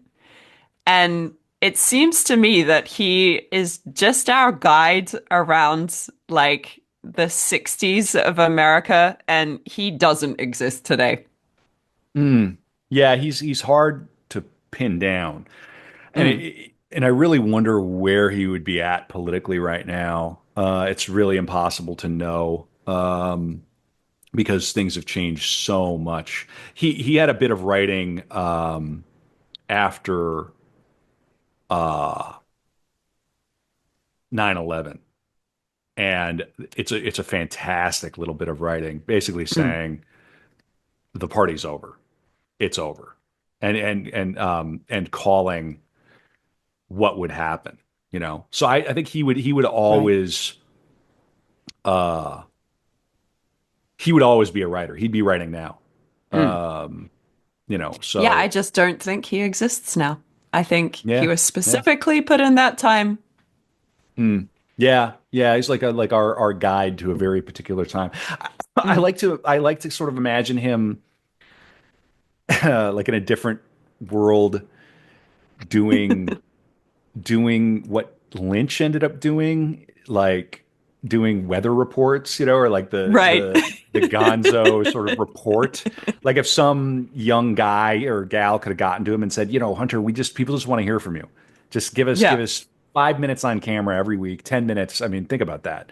Would be amazing. But he'd be He's writing. just out here making TikToks. Well, something more than TikToks. I mean, Hunter would be podcasting, of course, right? No, I just he'd be writing. But I'm going to read this, his bit on 9/11, and then we'll tease the After Dark, and we'll come back and we'll do another chunk of time. Cool. It was just after dawn in Woody Creek, Colorado, when the first plane hit the World Trade Center in New York City on Tuesday morning. And as usual, I was writing about sports, but not for long. Football suddenly seemed irrelevant compared to the scenes of destruction and utter devastation coming out of New York on TV. The towers are gone now, reduced to bloody rubble, along with all hopes for peace in our time, in the US or any other country. Make no mistake about it. We are at war now with somebody, and we will stay at war with that mysterious enemy for the rest of our lives. It will be a religious war, a sort of Christian jihad, fueled by religious hatred and led by merciless fanatics on both sides. It will be guerrilla warfare on a global scale with no front lines and no identifiable enemy. Osama bin Laden may be a primitive figurehead or even dead for all we know. But whoever put those all American jet planes loaded with all American fuel into the Twin Towers and the Pentagon did it with chilling precision and accuracy. The second one was a dead on bullseye straight into the middle of the skyscraper. We're going to punish somebody for this attack, but just who or what will be blown to smithereens for it is hard to say. Maybe Afghanistan, maybe Pakistan or Iraq, or possibly all three at once. Who knows? Not even the generals in what remains of the Pentagon or the New York papers calling for war seem to know who did it or where to look for them. This is going to be a very expensive war, and victory is not guaranteed for anyone, and certainly not for anyone as baffled as George W. Bush. All he knows is that his father started the war a long time ago, and that he, the goofy child president, has been chosen by fate and the global oil industry to finish it now. He will declare a national security emergency and clamp down hard on everybody, no matter where they live or why. If the guilty won't hold up their hands and confess, he and the generals will ferret them out by force. There you are. Mm. The great Hunter S. Thompson, and gone too soon. 67 is too young, but he Yeah. lived hard, hard and fast, and it was glamorous, as he said. Um, so listen, I mean, as Hunter said, buy the ticket, take the ride, and if your daily regime looks anything like his, please get help. Get get, help. get the help that you need. Rehab isn't all that bad. You take 30 days out of your life, you go on a holiday, you come back, you sober up, all right? You can go on a 7-day rehab, whatever you need, But if you're drinking like him, don't try to don't do cold turkey. Don't do it on your own. You need medical intervention.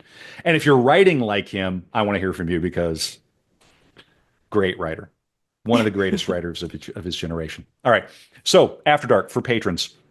We're going to do our Year of Lynch. We're going to read Catching the Big Fish just a little bit. We're going to read more from Johnny Depp, his intro in the great oral biography that we have, talking about the funeral a lot.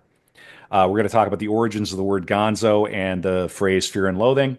Going to do a quick biography of the great Ralph Steadman. And we'll, if there's time, we will do behind the book dedications. There's an article about kind of all the dedications that Hunter made in his various books.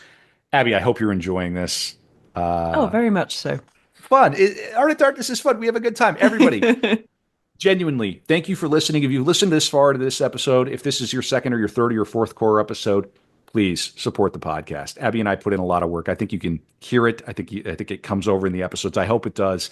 The support, the best places to do is to go to Patreon, patreon.com/artofdarkpod. We also are on Substack. It's the same thing. And another perk that the core or the patrons get is that they get these core episodes a week early. So this is going to come out on March 1st for patrons, and then it will come out in wide release to the hoi polloi next week.